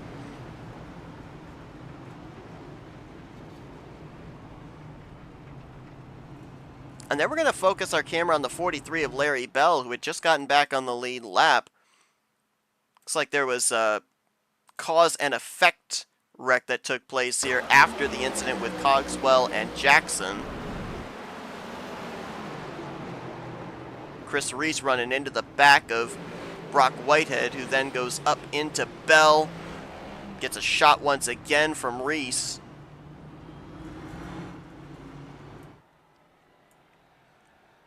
And you saw it right there, Larry Bell immediately out of the car and done for the night.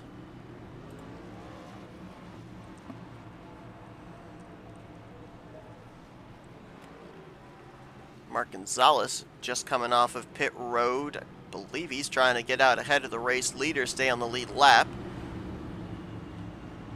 Cogswell has fallen at least a lap down as they're repairing damage on the 27 car. Matt Mettler, the recipient of the free pass under this caution. He'll get back on the lead lap now. Noah Jackson did come down pit road. Spent about 20 seconds on pit lane getting his damage repaired. Returns to the track, will restart in 12th.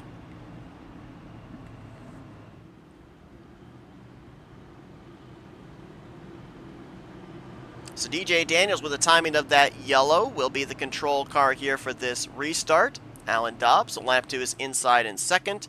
Dalton McKinney is now up in third with Ryan Catalano fourth. Remember I mentioned that we might not have yet seen what that 14 car was capable of? Christian Ruse is now up in the fifth position, sharing row 3 with Patrick McQuaid.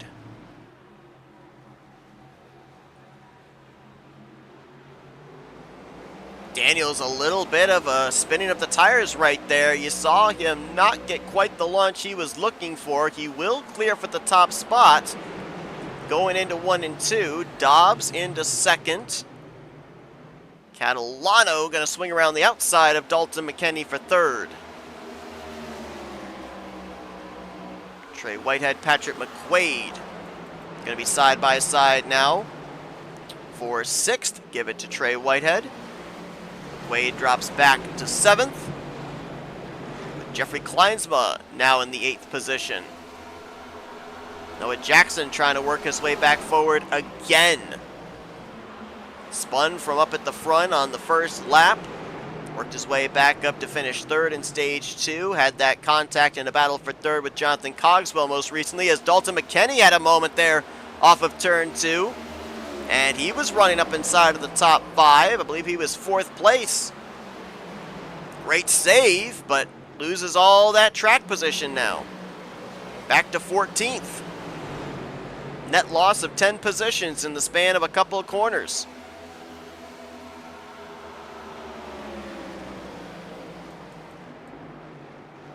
DJ Daniels running very high up the track there. Dobbs closes ground on the exit of 2. Tries to side draft down the back straightaway. Will he send it into 3? Tried to. Daniels going to pinch him down. Try and force him to have to feather the throttle on corner exit. They'll stay side by side to the stripe. Advantage, DJ Daniels. Dobbs will drive it in again here into one. You see right there, that center of the corner is near contact between the two. The 96, with it being a tighter angled corner on the first half of this speedway, the car on the outside line is able to rotate the center better, get the nose pointed for the straight line speed. The car on the inside line pushes up, and so they have to lift out of the throttle for longer before getting back to the gas. And I think that's what DJ Daniels' plan is right now, is run the line he wants to run, force Alan Dobbs into the uncomfortable position of trying to make the pass on the inside. So don't be surprised if you see Alan Dobbs maybe try and run a half groove higher, try and get to the right rear quarter panel of DJ Daniels. Of course, as well, clean air is your best friend at a track like this, and that's what DJ Daniels has right now, trying to put as much dirty air on the nose of Alan Dobbs as possible. As these two continue the spirited battle, don't look now, but Ryan Catalano is starting to close in just a little bit at a time, and Trey Whitehead in that fourth position. Remember, we saw him back in stage 2, looking like he could potentially be in danger of falling a lap down. We saw him slowly start working his way back up towards the top 15, while it also looked like he was saving fuel. Now he's up here, maybe in the conversation.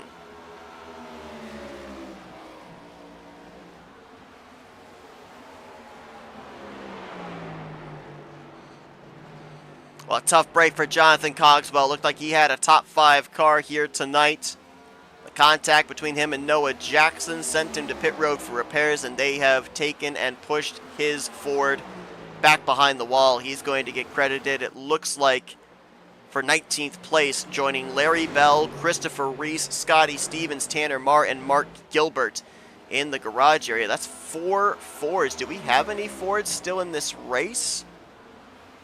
It might have been all of the Ford representation. It was. Every single blue oval that took the green flag tonight is now out of this event. It is now Chevrolet versus Toyota. And right now, they've got one each of the manufacturers in the top 2 positions here. Both manufacturers have picked up a stage victory tonight, with DJ Daniels back in stage 1, Alan Dobbs in stage 2. Let's follow this battle back here. Patrick McQuaid, Christian Ruse, Ryan Faccianato, and Trey Whitehead. 5th place on back.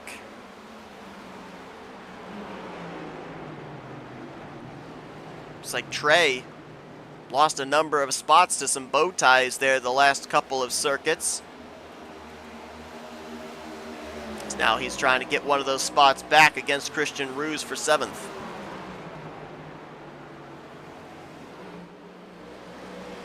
Further back, Chris Hubka was up in, I believe, the 10th position, and he has since fallen back now to 13th. Peyton Holland, Dalton McKenney, and most recently Mark Gonzalez getting around him.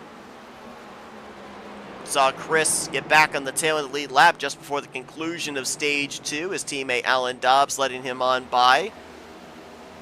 Chris has not had the fastest car tonight, but he's been able to keep it clean right now, in line for a top 15 finish. Let's go back up to the front. That gap still remains about a car length and a half. Close that up by another car length.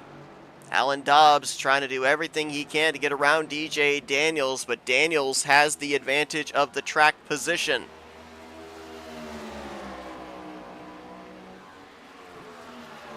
They keep this up, it may be pit road. That's going to be the deciding factor between these two as to who's going to take this checkered flag. I feel like pit road execution is going to be the grain that tips the scale, if you will. We've already documented it. This is one of the toughest pit roads to get onto, because you have to take the access road on the entry to 3, follow it all the way around through the inside of 3 and 4 before hitting the commitment line at the start of pit road, where that pit wall begins.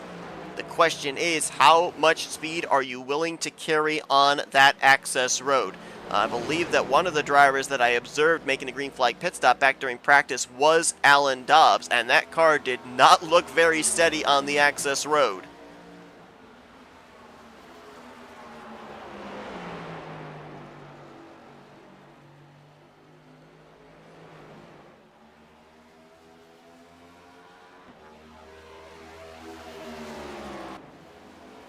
Patrick McQuaid, Rylan Faccianato. Gap closed up between those two in the battle for 5th position.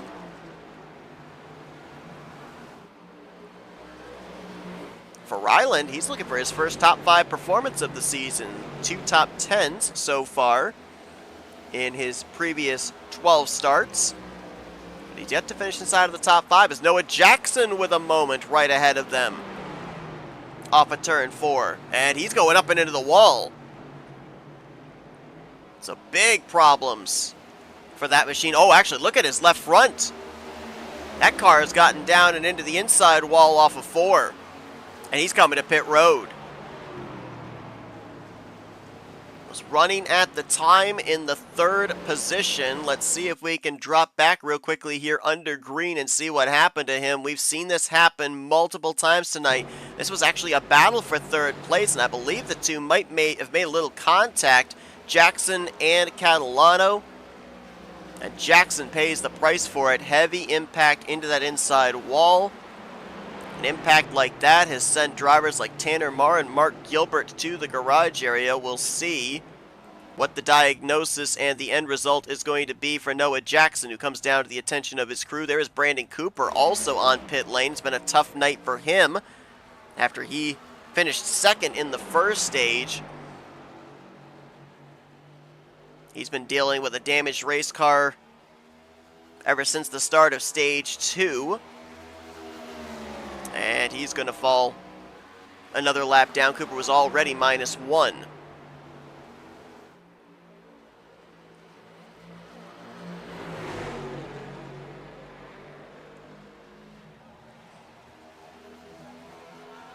Well, this track is in no way similar in terms of length, banking, configuration. Nowhere close to Richmond. However, my memory does cast back to that race. And DJ Daniels and Alan Dobbs had quite a spirited battle that didn't really end all that well for either driver. Both ended up leaving that race rather steamed. Neither one found victory lane. These two have been here before, and I mentioned how this racetrack, particularly the corners, races a lot like a short track. Well, Dobbs has tried everything. You saw him just there try the top side over in 3 and 4. He's pulled right up to the back bumper considering the chrome horn. DJ Daniels has been able to keep him at bay. The question is, as these laps continue to tick down and we get closer to that potential green flag pit stops, how long does Alan Dobbs wait before he turns the wick up even more? He'll try the bottom through 3 and 4 here. Gets right up on that left rear quarter panel trying to drag DJ Daniels back. Daniels will have the preferred middle line here through 1 and 2. Try to diamond the corner. Dobbs tries to match him, pushes up, and cannot stay alongside down the back straightaway.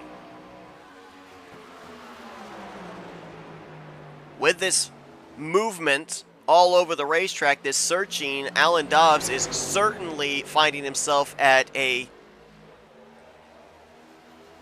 tire deficit to DJ Daniels, especially running the bottom of the racetrack.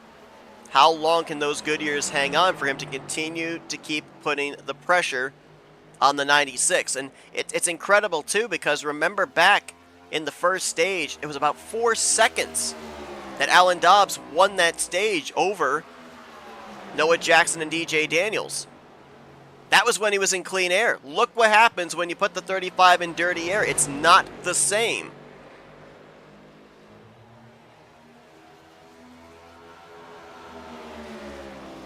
So we're pretty certain these drivers cannot make it on fuel with when we went back green.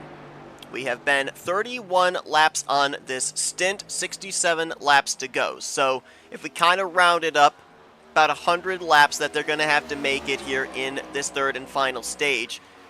When do you pit? Do you split this stage in half, maybe come to pit road in the next 15 to 20 laps? Do you run it as far as it can possibly go, come to pit lane, and then try to set up for a short run to the finish? And how valuable is the undercut? I mean, these two are in a spirited battle for the race lead. I don't know if right now is the right time to make an accurate comparison to how much time can actually be gained as Dobbs again looks to the inside of DJ Daniels going down here to 3. He may send it this time. He might look for the slide job. He's not clear, though. Daniels pinches him down on the door. Ooh, hold the phone, though. Daniels gets a little tight off the corner, and Dobbs is going to clear. Dobbs is going to clear for the race lead, and now he'll look to set sail. But looking at these two in that battle, they were running anywhere in the 34.4s to the 34.7s, depending on situation there. The fastest lap for both of them was in the high 33.9s.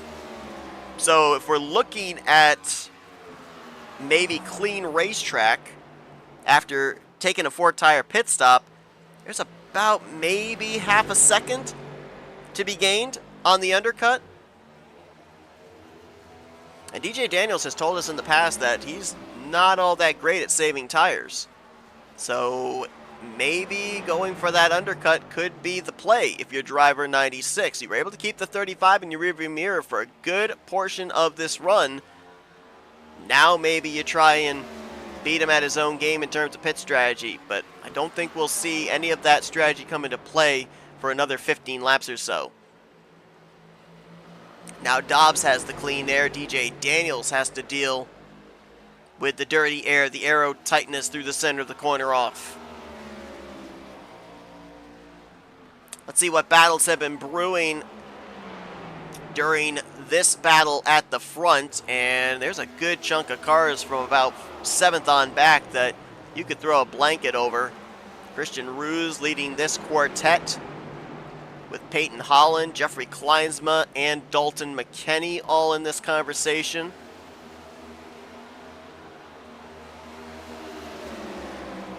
Peyton Holland looking for his 5th top 10 on the season. 13th in points is Peyton. If the playoffs that I currently have are correct, I believe Peyton Holland would have the final spot in the playoff grid right now, the 16th and final spot.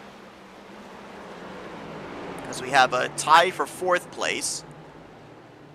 Oh, no, actually, I am incorrect. Peyton would be the next to last driver in right now. The final spot would actually be contested between Matt Davies and Chris Roberge, who come into this race tied for 14th. Right now, Davies is in 16th, Chris Roberge 15th. 2 laps down for the 9, and 9 laps down for the 32. So they may still be very close to each other in terms of that final playoff position heading into next week at Kentucky. Kleinsma tried to make the pass there on Holland. Ooh, man, both Kleinsma and Holland getting loose off that corner, and Dalton McKinney says, thank you very much. He'll get 2 spots in the span of 2 laps. Holland actually went up and got the outside wall there off of 2, so a little bit of damage on the right side of that M&M's Camry. 3rd place, great battle going on. The similar ending to the names, Catalano and Faccianato. This going on nearly 10 plus seconds behind the 2 race leaders. Trey Whitehead up here as well, and just a distant 6th position. Oh, contact! Good save there.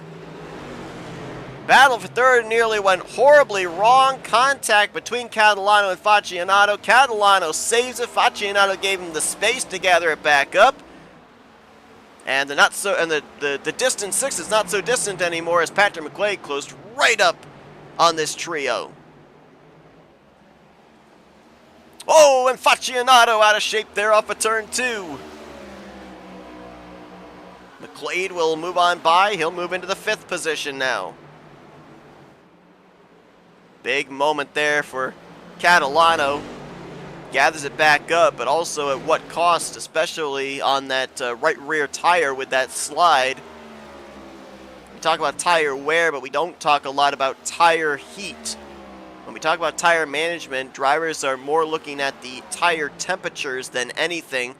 The tire heat in the right front is what causes that tightness through the center of the corner. The tire heat in the right rear is what causes drivers to have that slip slidey moment on corner exit when they try and get back to the throttle.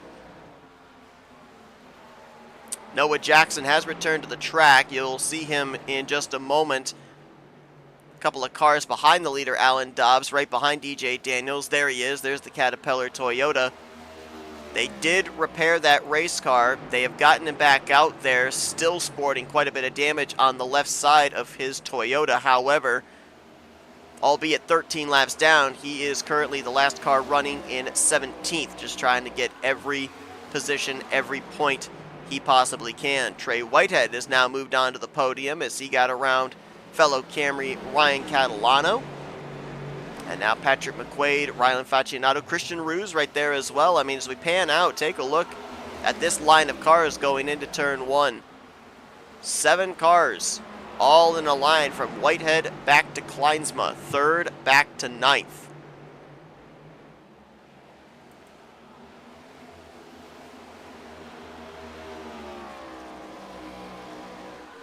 Not much of a battle for the lead anymore. Alan Dobbs has opened it up to nearly 1.2 seconds back to DJ Daniels, so we will keep our camera back here on this action just inside, just outside of the top 5.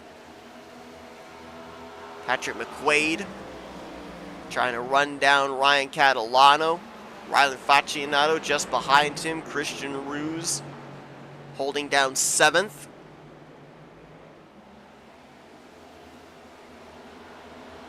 Kleinza might have gotten the wall off of turn 2 there as he's trying to get up to Dalton McKenney. Ruse a little slow there off of 2 as well.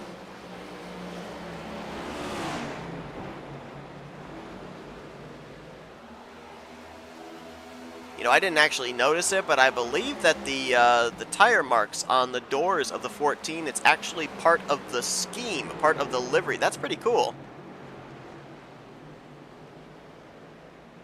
Putting its own little race effects, if you will. Almost kind of reminds me of the race win die cast that you can get. You see some tire marks there as well on the left rear quarter panel. That's not from contact he's made here tonight. That's actually part of the paint scheme. That's actually really cool.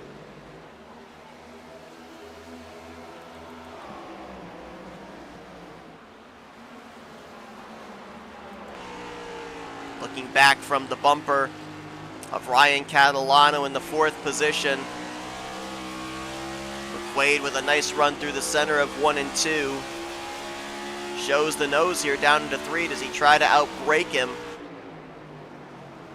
Gonna run it right down the inside. Pushes up the track. I think there was a little contact there.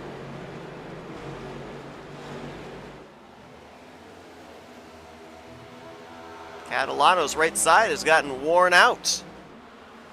Facchinato got into him. McQuaid with a little tap there to the driver's side door. But still holding him off, at least for the time being, as this battle for 4th place on back continues on. Right now, from Trey Whitehead on back, I don't think there is any scenario in terms of pit strategy that would get them into the conversation for this win. The only thing that would get them back into the hunt would be a caution. DJ Daniels right now, I think, would be the only driver who could utilize pit road to his benefit to maybe leapfrog Alan Dobbs and get back to the point. So far tonight, it has been the DJ Daniels Alan Dobbs show. Nobody else has really been able to get up there and challenge for the lead, maybe outside of Brandon Cooper and Noah Jackson for a brief couple of moments. Daniels took the 1st stage, Dobbs took the 2nd stage. Christian Ruse coming to pit road. I noticed that car was slowly decreasing in speed, and I wondered if maybe he was going to be one of the first to initiate the cycle green flag pit stops, and look where he's pitting at. 50 to go. So they are indeed splitting this final stage right in half. Brock Whitehead also on the pit lane, though it is an unscheduled stop for driver 71. They are doing quite a bit of extensive repairs on his Toyota, and he has dropped multiple laps down to 16th, minus 11 currently, and they're still working on that car. Noah Jackson on fresh tires has gotten past Alan Dobbs, but now Dobbs pulls up to his back bumper once again, so now Dobbs, his clean air advantage has gone away. Oh, wow, look how loose he got right there off of turn 4. Look at the ground he lost to the 20 car. Mark Gonzalez.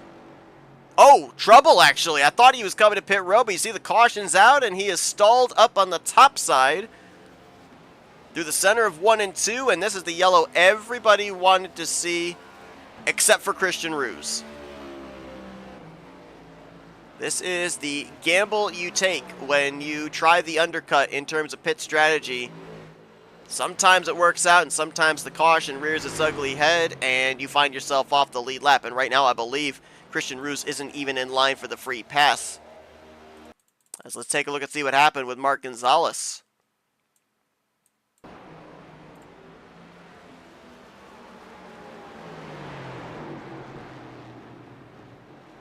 Well, that car just started wiggling.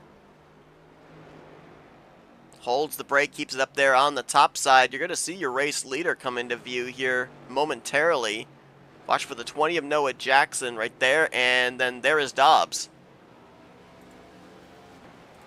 I don't know if you can hear it. You have to have pretty sharp ears, but I think I heard that right rear slide on the entrance to the corner before he started wiggling. Listen carefully.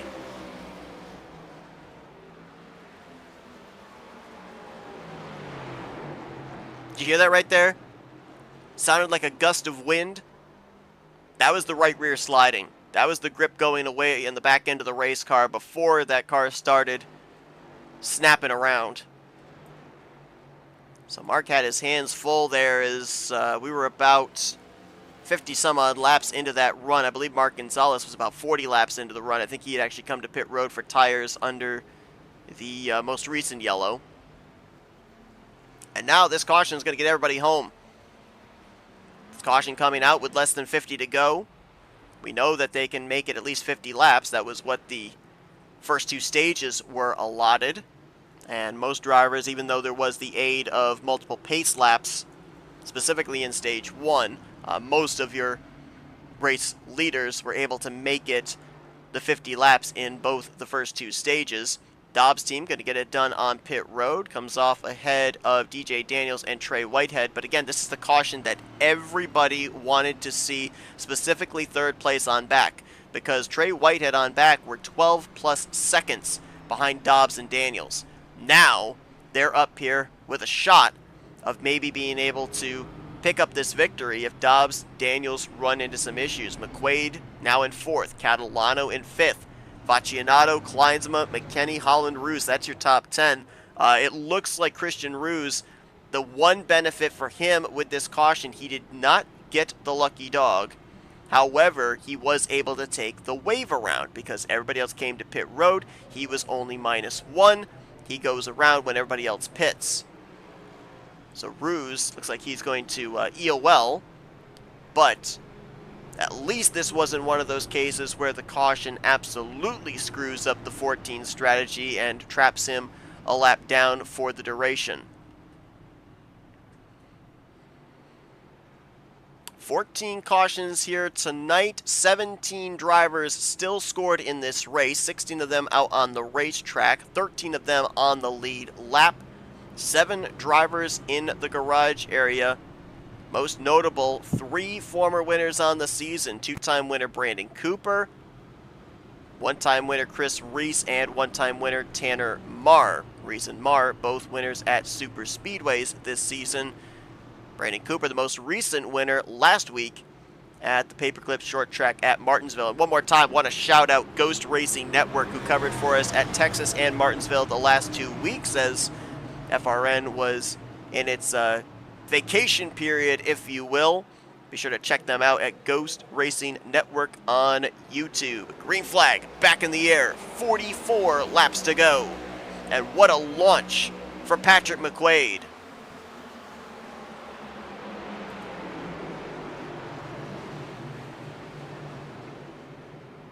Into second goes McQuaid. Daniels now cycled back to third.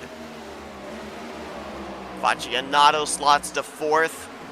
Trey Whitehead in fifth as DJ Daniels looks to the inside of McQuaid to get back to second and try to hunt Alan Dobbs back down for the race lead. Completes the pass out of 4.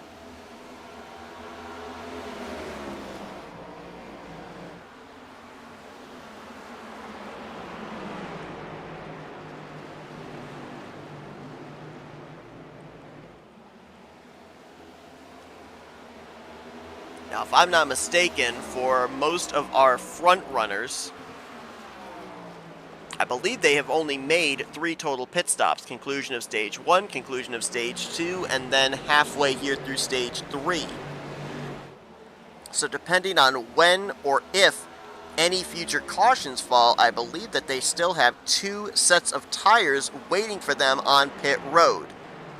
Interesting to see, especially if we end up having a late race yellow with, say, about 15-20 to go, how many drivers would dive onto pit lane, give up some good potential track position for that fresh rubber in the closing stages.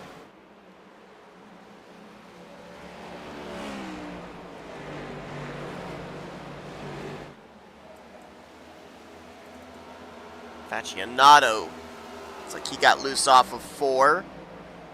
Almost went down to the inside wall. We've seen a number of drivers have their nights come to an end making contact with that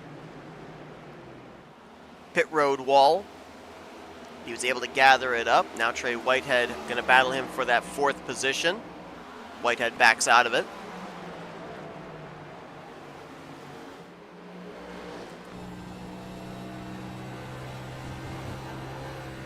Woohoo! Look at the hands as we're on board with Trey Whitehead. That car all sorts of loose. You saw the counter steer there trying to keep the back end of the car planted. And now sends it into turn 1. Lets it ride up the racetrack, and again that play with the wheel. Back, forth, back, forth, back, forth. Trying to keep that car planted. You saw him actually wiggle the wheel down the back straightaway. I think he might have been actually trying to, while up to speed, warm up those tires. Maybe try to build a little bit of heat into that right front. Give the car a little bit more stability here in these upcoming turns.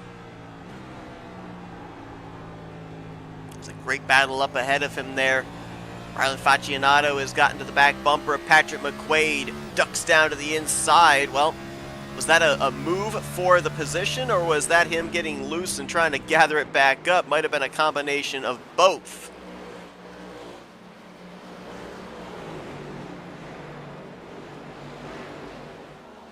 Alan Dobbs trying to increase his gap back to DJ Daniels. DJ, last couple of laps, has been just a tick quicker than Dobbs. Not by much. It's been in the hundredths category, about 4 to 6 100ths better for the last 3 consecutive laps. He has kept the gap stationary to about 0.7 of a second.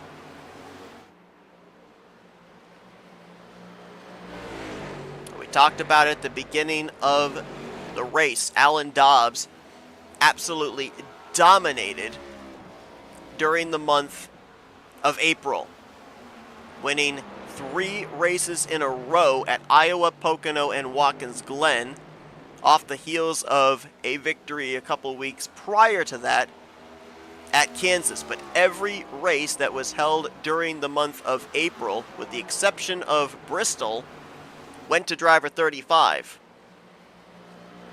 And remember, a couple of those races, at least one I recall, Kyle Holden was not in the field, and that was where we end up seeing the flipping of the script that put Dobbs as the points leader over Holden, who had an incredible start to the season with 2 early victories at Richmond and the Chicago Street Course. Well, here tonight, The points gap between Dobbs and Holden was 28 points. Holden not in the field. Dobbs has already picked up a stage victory tonight, and if he picks up his 5th win on the season, that is going to extend the points gap between himself and potentially new 2nd place driver DJ Daniels going into Kentucky next week. DJ was only 11 points behind his teammate Kyle Holden for 2nd in the standings, and he's picked up a stage victory here tonight, has run pretty much in the top 2 the entirety of this race. And Daniels is closing. I don't know if Dobbs is trying to save some tire here or if DJ is just better on the short run, but DJ Daniels is closing up the gap. He has found something specifically here through 3 and 4. Enters a little bit higher, exits a little bit lower, trying to find clean air to the nose.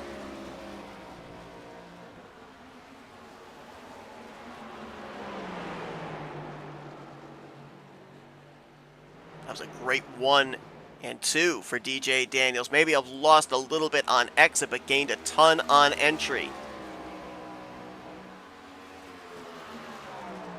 I know this racetrack is only 1.25 miles in length, but there's still a long ways to go in this too. We've got 34 laps to the conclusion. These tires are going to be screaming as we draw closer to 15 to go, 10 to go, the final 5 laps.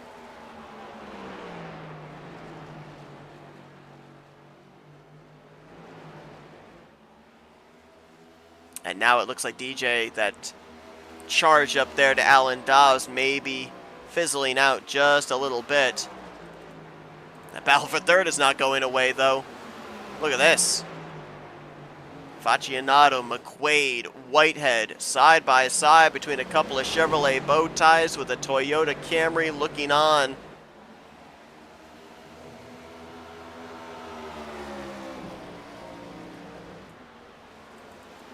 Deep dive there by Rylan, trying to wrap the bottom. Can't get the throttle picked up though. McQuaid's going to clear him, and now filling that gap to driver's right will be Trey Whitehead going into 3 and 4. Faccianato drives it deep, looks to clear up into that gap. Can't do it, as I believe he was back to the left rear quarter panel of McQuaid. Now he'll tuck up just in between into the 4th position, and Whitehead will cross him over. Ryan Catalano trying to close up on this as well. Ooh, near contact as Faccianato chops the nose of Trey Whitehead. Looks back to the inside of Patrick McQuaid down here into 3. McQuaid giving him a lot of room. Might need to give him a little bit more as Ryland punches up through the center of the corner.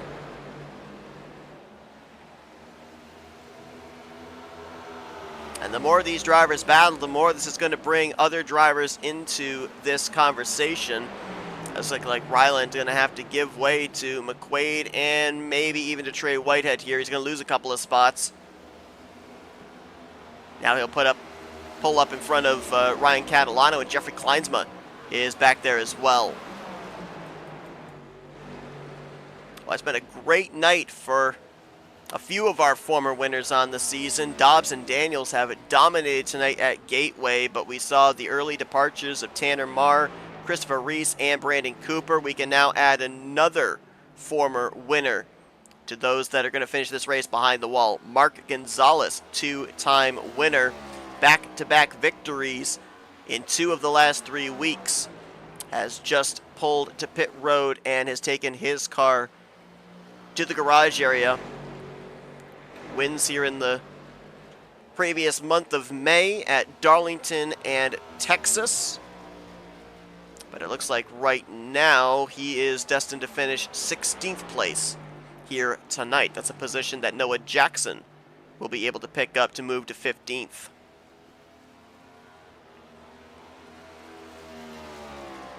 Less than 30 to go. Let's take you through the field and show you your survivors in the adventurous days they have had here tonight at Worldwide Technology Raceway. Alan Dobbs. His night started off very interesting as he looked like he had the car to beat. Had a huge gap built up to second place on back, but had a moment from the lead off of turn 4. Saved it, did not hit the inside wall in maybe the save of the night, but had to fight his way all the way back up through the top 20, the top 15, the top 5, eventually got the race lead back midway through stage 2 and was able to pick up that stage victory.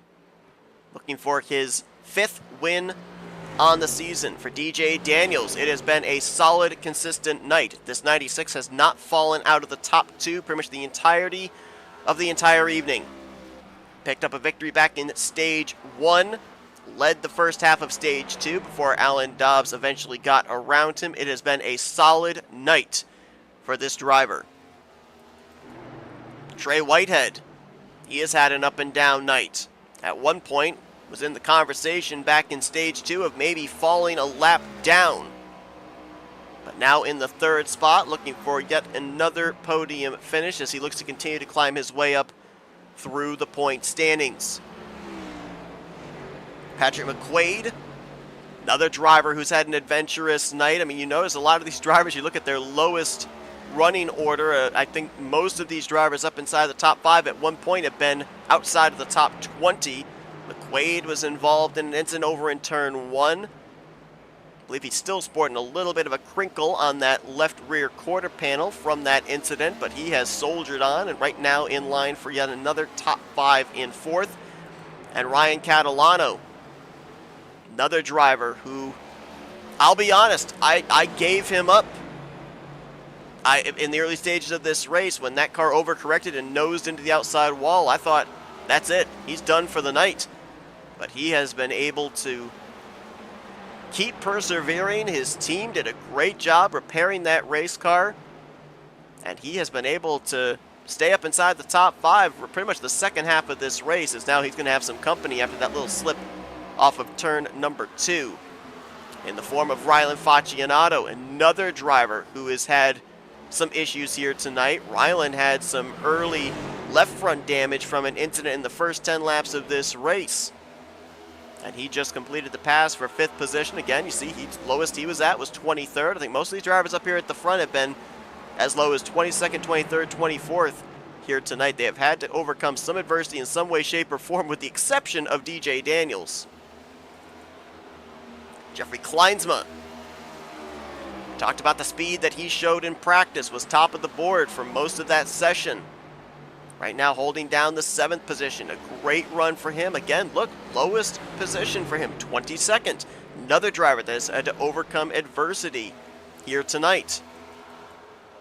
Got to go a ways back before we find Dalton McKenney, 7th in points. Dalton trying to hold down a spot inside of the top 10, looking for his 7th top 10 on the season. Another driver that was outside, well, just barely inside the top 20 for his lowest running position. And Christian Ruse, who ended up almost getting bit on pit strategy after our last caution had him on pit road and trapped a lap down. He took the wave around and currently holding down a solid run in 9th. Chris Hubka, looking for his 3rd top 10 on the season. Mentioned a quiet night for him as he's going to let the lap machine of Chris Roberge on by. Hubka right now holding down the final spot inside of the top 10, and look at where he started. He started out back, 22nd place. And he's been able to survive all the mayhem here tonight. That car looks relatively clean. He's kept the thing pointed straight. He's not made contact with anybody with the wall. And right now he's in line to net a top 10 performance. And the last driver on the lead lap right now would be Matt Mettler, who started this race from 23rd. We saw him play a little bit of strategy at the end of stage 1 to gain track position.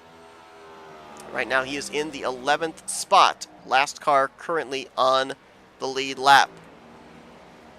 Saw Chris Roberge make his way by Chris Hubka. He is 2 laps down, though, in the 12th position. He would be the driver in line for the free pass. Started shotgun on the field in 24th place and has made his way halfway up here through the running order in 12th. Had a couple of laps led as he led us to green to start stage number 2 on an alternate strategy. Matt Davies is currently scored in 14th place, but he will be 13th this next lap by, as Peyton Holland has just taken his car to the garage area a couple of laps ago. There you see the scoring update, putting the Chewy Toyota Camry to 13th place. Davies 9 laps down, but hey, 13th isn't bad for a car that's going to be finishing multiple laps down. You see Alan Dobbs about to put him a 10th lap down here down the back straightaway. And Brock Whitehead is the only other driver still scored in this race. However, he is still on pit road getting damage repair done 42 laps down. Unlikely with the amount of laps we have left that he would pick up any positions ahead of him. Peyton Holland, Noah Jackson, Mark Gonzalez all out of the race ahead of him right now. Holland 14th, Jackson 15th, Mark Gonzalez 16th in our final finishing results here this evening.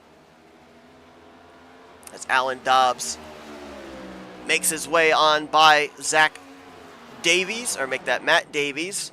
We're going to drop back here again to the battle for 4th. Rylan Faccianato and Patrick McQuaid cannot get away from each other. These are for positions in the final spots of the top 5. Ryan Catalano there as well to take advantage if these two have a slip-up. Same for Jeffrey Kleinsma.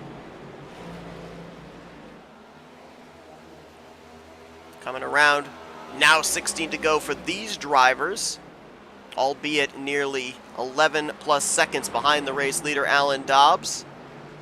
This could be the best battle here down the home stretch to the checkered flag, as it's about 2.5 seconds from Dobbs back to Daniels, another 7 seconds from Daniels back to Whitehead, and then another 2 seconds from Whitehead back to this battle for the 4th position.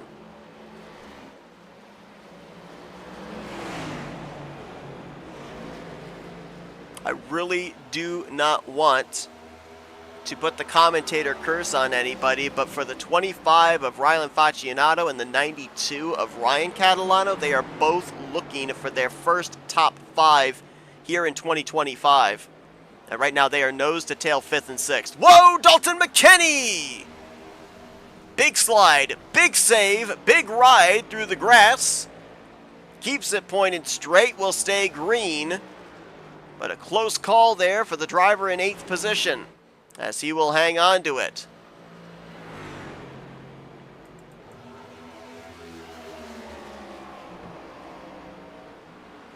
Looks like things have settled out a bit here amongst these 4.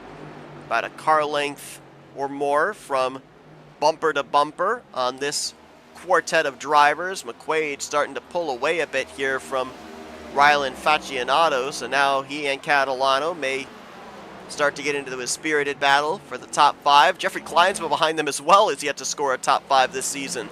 So 3 drivers right there, 5th, 6th, and 7th, all looking for their first top 5 of 2025.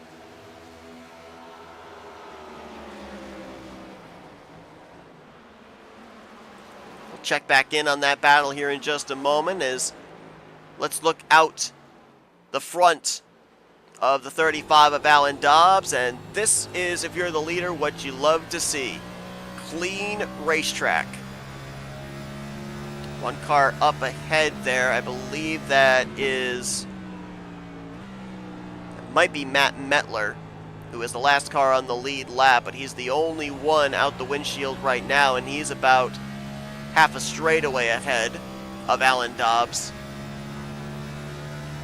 You can see even with this onboard with Dobbs, still not smooth sailing for him. You can hear the tires squealing. You can see the wheel jerk to the right on corner exit as he's trying to steady the back end. Looked a lot smoother there out of 4, but he had a moment out of 2. Let's watch him again this time as he goes through the first set of corners. See if he can get the nose pointed a little bit straighter here. Eases onto the throttle. Oh, but man, look at that. Look at that. You could see the car skewing to the left and then back to the right with that counter steer. Alan Dobbs is still hanging on for dear life. He may have over 3 seconds back to DJ Daniels, but he is having to work for it. Loose there off of turn number 4. Right now, the best friend for Alan Dobbs is that flagman counting him down the laps. That time by, he showed him 2 hands, 5 fingers each, 10 laps to go. Dobbs is trying to tiptoe his way to the white flag.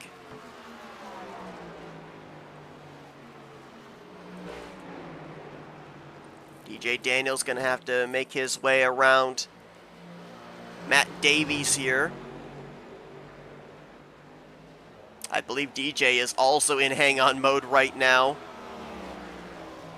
So I'm seeing his car get loose off the corner X. I think right now he's just trying to hang on for second place. Trying to manage the gap of nearly 8 seconds back between him and the 23.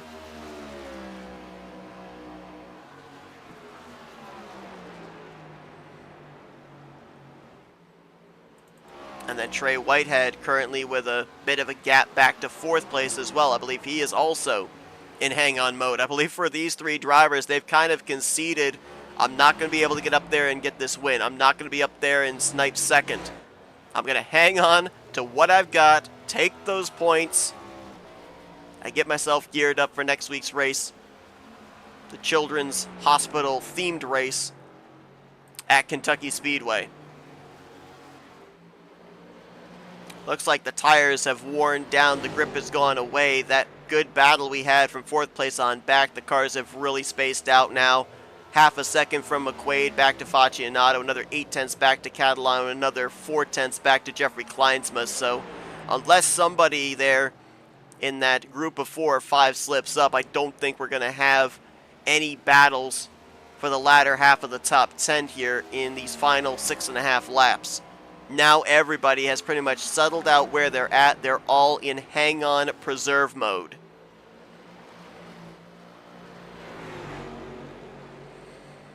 You look at the racetracks that Alan Dobbs has previously won at this season. 1.5-mile track at Kansas, short track at Iowa, 2.5-mile, 3 or 6 corner, depending on how you determine it, for Pocono, and then the road course of Watkins Glen.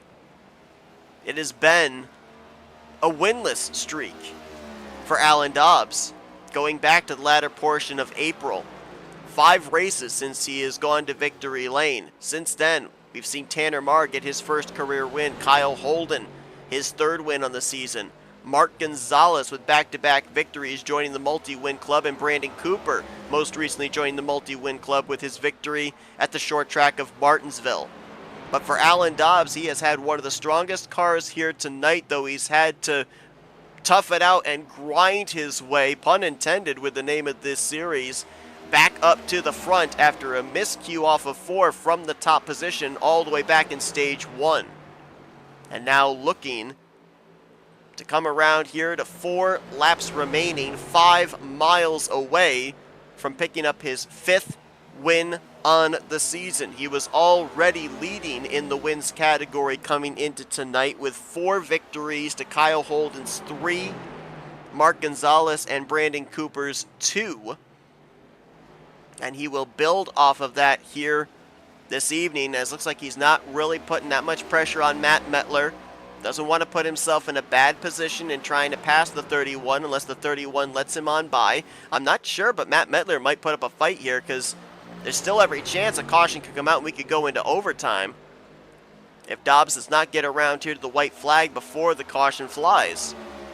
So Mettler might try to stay here on the tail end of the lead lap as Dobbs gives him a little bump going into turn 1. Might try to shoot him up the track, open up that inside line. Not going to work.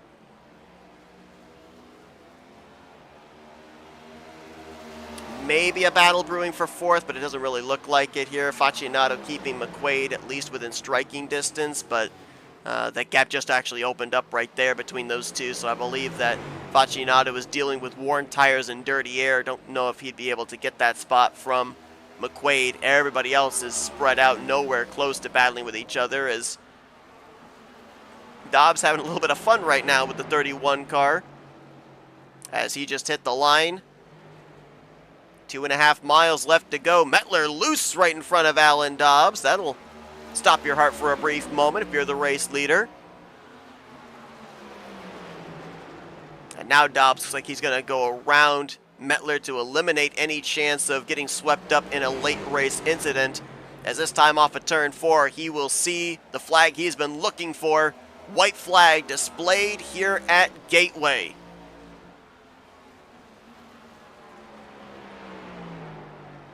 Alan Dobbs looking to get back to victory lane for the first time in over a month. Winless during the month of May, we enter into June, and Dobbs starts to get hot once again. He picked up the stage victory in stage 2. He's second in playoff points garnered with stage victories.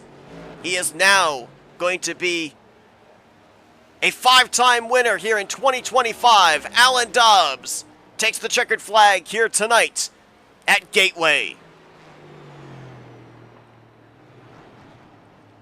Breaks back into victory lane. DJ Daniels will finish in second. And Patrick McQuaid is going to bring it home in the third position. His 8th top 5 on the season for Patrick McQuaid. And just double checking here, I believe that is his 2nd appearance on the podium. Yes, indeed it is. His first one was back at the Concrete Monster Mile at Dover.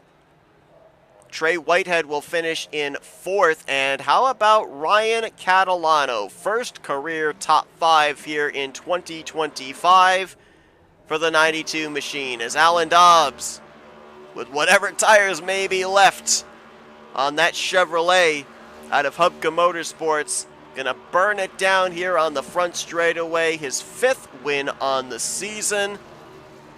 And he will build a pretty hefty points lead going into Kentucky next week over, if my math is correct, new 2nd driver in the standings, DJ Daniels. We'll be talking with our podium finishers here in just a few moments as the celebration continues on the front straightaway. This may be quite a lengthy burnout here for Alan Dobbs. You can see the relief, the elation of finally getting back into victory lane after a 5-week winless streak is snapped. Final finishing results tonight look like this. Dobbs with the victory, DJ Daniels in 2nd. Those two pretty much dominated this race. Daniels taking stage 1, Dobbs taking stage 2. Patrick McQuaid was able to run down Trey Whitehead in the closing stages to bring it home on the podium for the 2nd time this season. Whitehead a solid run in 4th, and first top 5 finish of the season for Ryan Catalano. Rylan Facino and Jeffrey Kleinsma were looking for their first top 5s of the season, but great points nights for them in 6th and 7th. Dalton McKenney will finish out the evening in 8th, with Christian Ruse and Chris Hubka finishing in 9th and 10th. Needless to say, for pretty much the entirety of our top 10, maybe with the exception of DJ Daniels, you could call these drivers our survivors here tonight from Worldwide Technology Raceway. Matt Mettler finishes a lap down in the 11th spot. Chris Roberge a couple laps down in 12th. Matt Davies finishes in 13th position, and he was the last driver on the racetrack at the time the checkered flag waved. All the rest of these drivers either finished on pit road or in the garage area. Peyton Holland, Noah Jackson, Mark Gonzalez, Brock Whitehead, Brandon Cooper, Jonathan Cogswell, Larry Bell all did not reach the conclusion. A number of former winners in that category there with Gonzalez and Cooper. Also add into that category Chris Reese and Tanner Marr. Scotty Stevens finishes out of the race in his debut here tonight, and Mark Gilbert ended his race very early on, finishing in the 24th position. Well, as the celebration continues down on the front straightaway for Alan Dobbs, we now head into our FRN post-race wind-down. And let's see if we can dial up some of our podium finishers here this evening after a long, grueling one under the lights at Worldwide Technology Raceway. Let's dial up the driver that brings us home in the 3rd position. Let's get a hold of Patrick McQuaid. Hey, Patrick, Seth up here in the FRN booth. You got a copy? Yes, sir.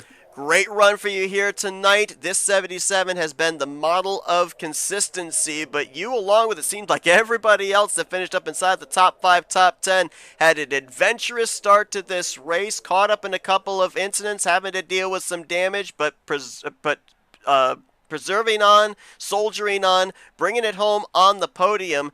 It was amazing because I think we spent more time with in-car cameras with you guys here tonight, just noting it didn't matter if it was the first lap of a run, the 15th lap of a run, or the 50th lap of a run. You guys were constantly having to work that wheel. This racetrack seemed very skittish for all you guys.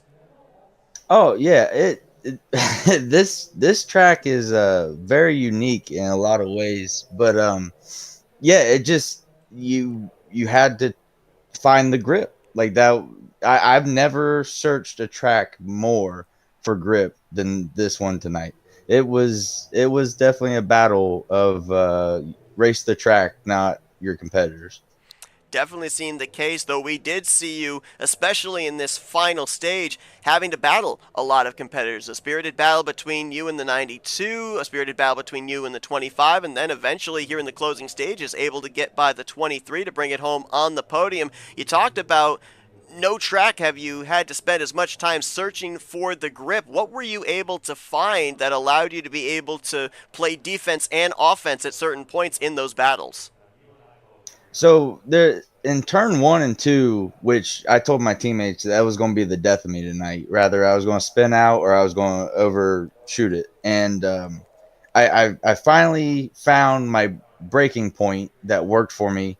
And then there's a transition from the rumble strip to like it's like flat, and then it kind of angles up, and I was able to when I was making passes, I was able to take the inside of that and ride it, and I was able to carry speed. And then defensively, I was able to just hold the outside of that patch, and you could see the crack seal. So I was just aiming for that every single time. And then in turn 3 and 4, there's a similar crack seal that's very noticeable, and I was just trying to hit my mark every single time, and that was difficult. I've never been more precise on a track than tonight.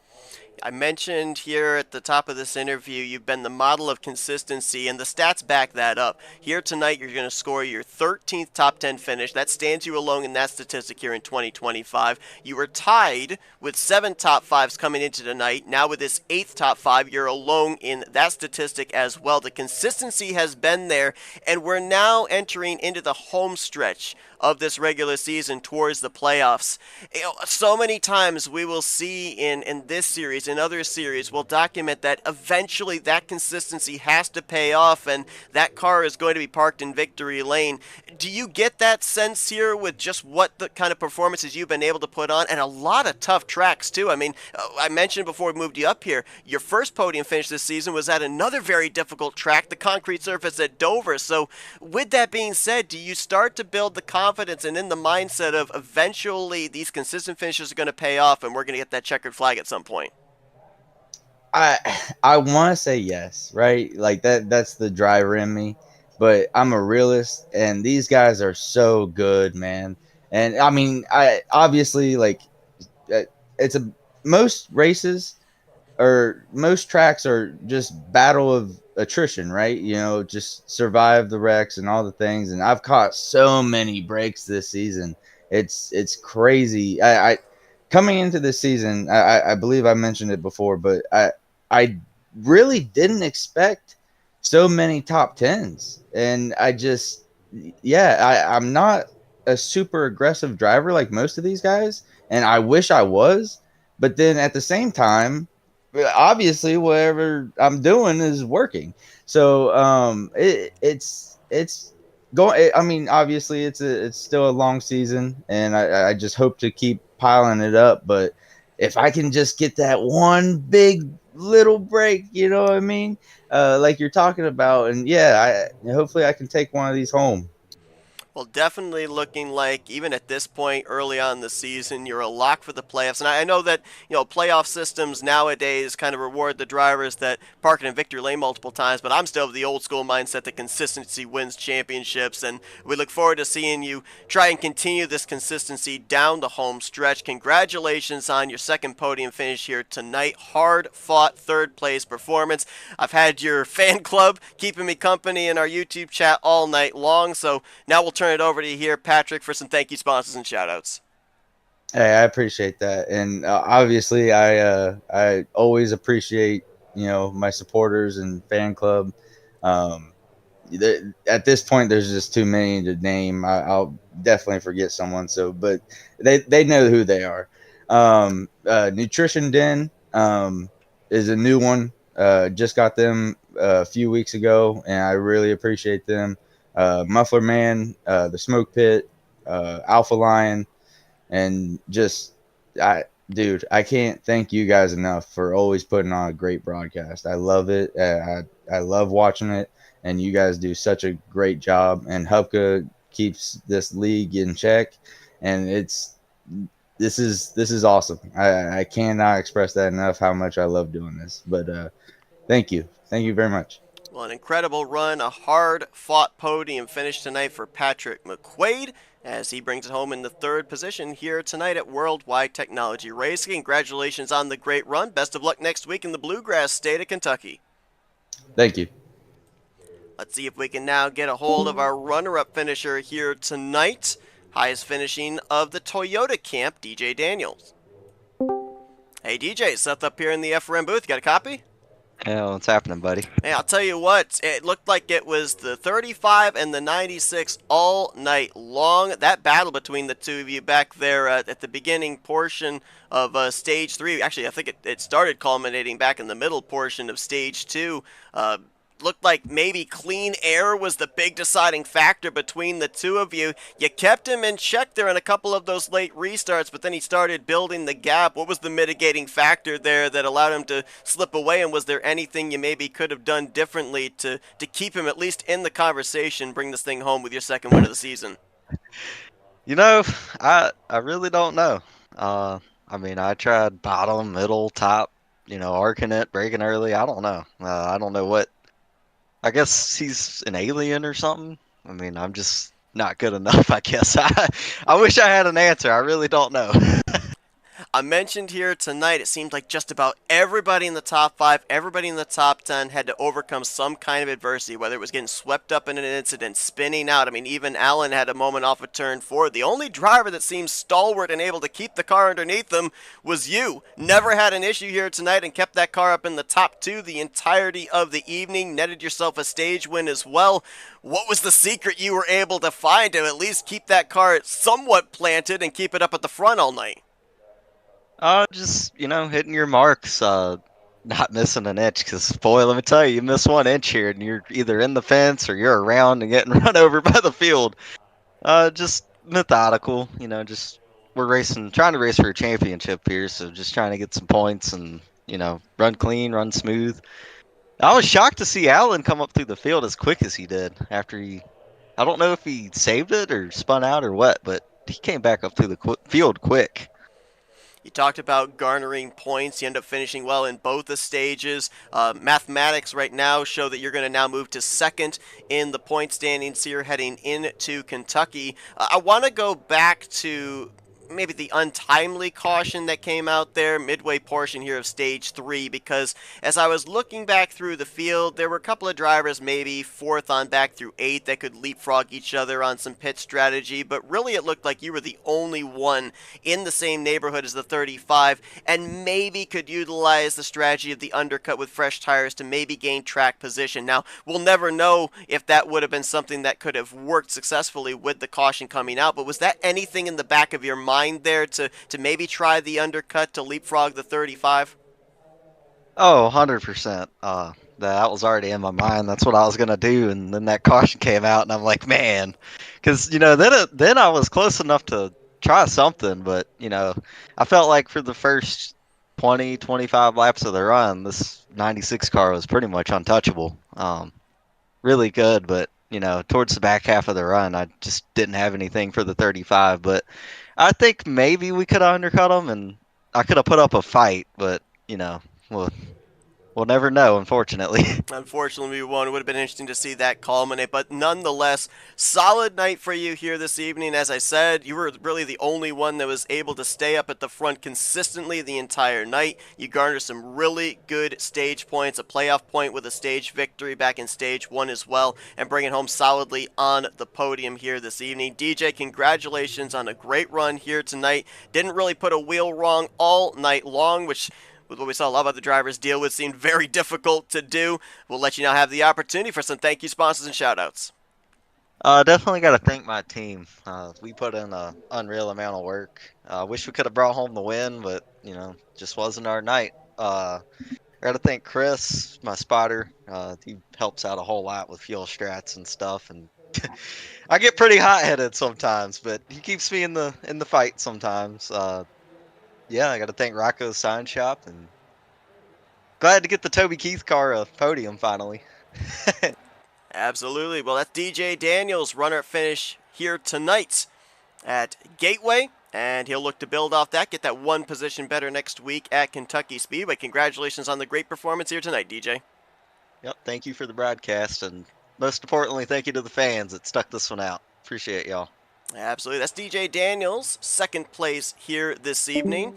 As I mentioned, he garnered some really good points in those stages. He finished with the stage win in stage 1, and he brought it home third in stage 2. However, I don't know if that'll gain him a lot of ground on this driver who goes to victory lane for the 5th time this season. Also picked up a stage win tonight. A comeback run for tonight's race winner who went coast to coast, Alan Dobbs. Hey, Alan, it's Seth up here in the FRM booth. You got me? Yeah, I got you, buddy. I'll tell you what, wild race here tonight, not just for yourself, but it seems like for just about everybody else. But let's talk about the adventure of this 35 car here this evening. You start in the pole position. Looks like you got the car to beat. Next thing we know, we see you loop the thing around, nearly clobber the inside wall off of 4. You stay off of it, lose the track position, gain it back about midway through stage 2, and then from then on, smooth sailing. You pick up a stage win, you pick up the race win. At what point, though, when you're spinning off of turn 4, do you think, oh no, this thing is over? Exactly when I was spinning, I was like, we talked the whole night about, be real easy on the throttle coming off the corners because it'll loop real easy. And then right there at the very beginning, I step on my you-know-what and lose all my track position. I figured, I've had a really terrible last month. April was Alan April, and I don't know what May is, but it was bad. I don't know if I had a good finish all month, but I'm glad to get back in the victory lane here for sure. Yeah, we talked about that, you ending that 5-week winless streak after winning 4 races in a row and 3 races in a row and 4 races within a 5-week period. Obviously glad to put May in the rearview mirror, but something else that you were able to do is put the rest of the field in the rearview mirror once you took the race lead. We talked just moments ago with DJ Daniels, and he said after you spun out, he couldn't believe how quickly you were able to make your way back up to the front, and we kind of followed your progress from the top 20, eventually to the top 15, to the top 5, and in battling for that race lead midway through stage 2. What were you able to find there after that spin out that helped you establish that race car and be able to work your way up through the field? Because we saw a lot of drivers, it seemed like after the struggles of the slick racetrack in the mid-afternoon to early evening hours, all of a sudden maybe the track or the car seemed to come to them. Yeah, I would say honestly, I just kind of settled myself and realized I'd made a mistake and it was going to take good driving to get out of it. And I knew I had the car. I knew for a fact I had a top 3 car at worst if I could just keep it clean getting back up through there. I was noticing I was diving in the corners a lot. I don't know if you noticed or not, but that seemed to be the best way for me to get through there. I was able to straighten up that exit and put the power down. And I think that's probably where I ended up putting a little bit of gap on people. So I just had a little better exit and got to carry that speed down the straights. We talked about, when you had that incredible month of April, and it only took really that one victory at Kansas to kind of spearhead it. You then followed it up at Iowa, Pocono, Watkins Glen. Now kind of putting May in the rearview mirror and getting June started off with a victory, does that kind of bring the confidence level back here heading into a 1.5-mile track like Kentucky? Because you've got a 1.5-mile victory previously this season at Kansas.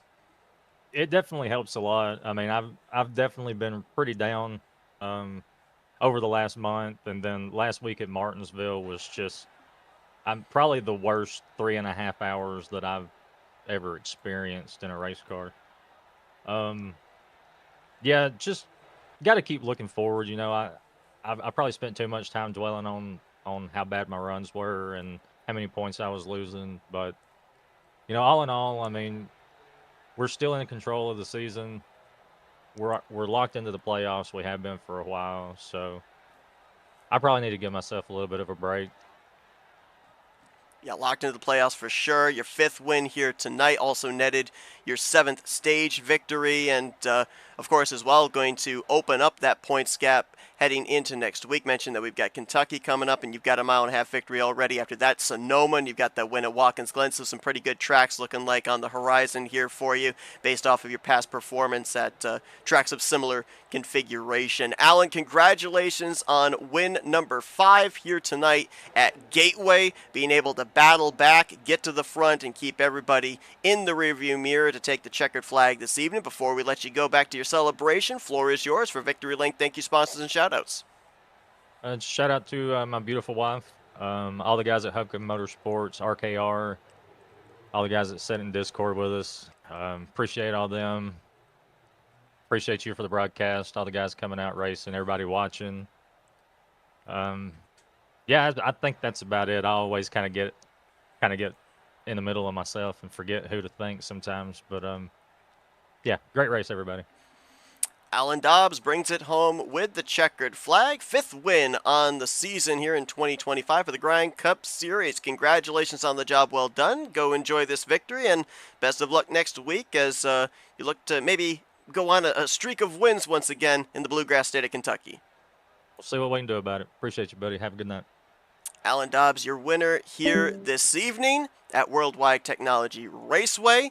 Setting the stage now for next week in our 4th themed race of the season, the Children's Hospital theme at Kentucky, next Wednesday night at 9 p.m. Eastern Standard Time. Indeed, Alan Dobbs is the points leader, and DJ Daniels will move to 2nd in points. Noah Jackson will move up to 3rd in the standings, with Patrick McQuaid and Trey Whitehead the top 5. Kyle Holden, who was not in the field tonight, will drop 5 spots from 2nd to 7th, 176 points out. So if we see him in the field next week in Kentucky, he'll be looking to get those positions back. But bear in mind, Kyle Holden is a 3-time winner this season, so he is already locked into the playoffs for sure.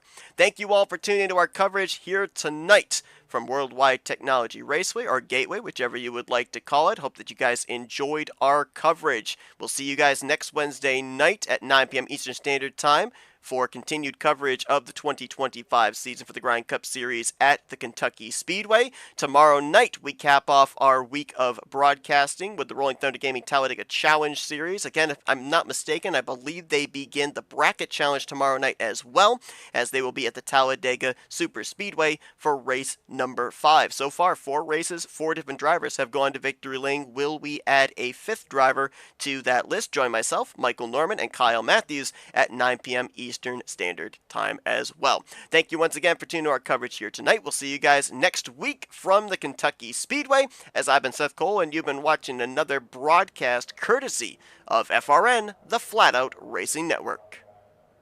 This broadcast is the copyrighted work of Flatout Racing Network and may not be rebroadcast, retranslated, or used in any form without the express written consent of Flatout Racing Network and iRacing.com Motorsports Simulations. Flatout Racing Network would like to thank you for your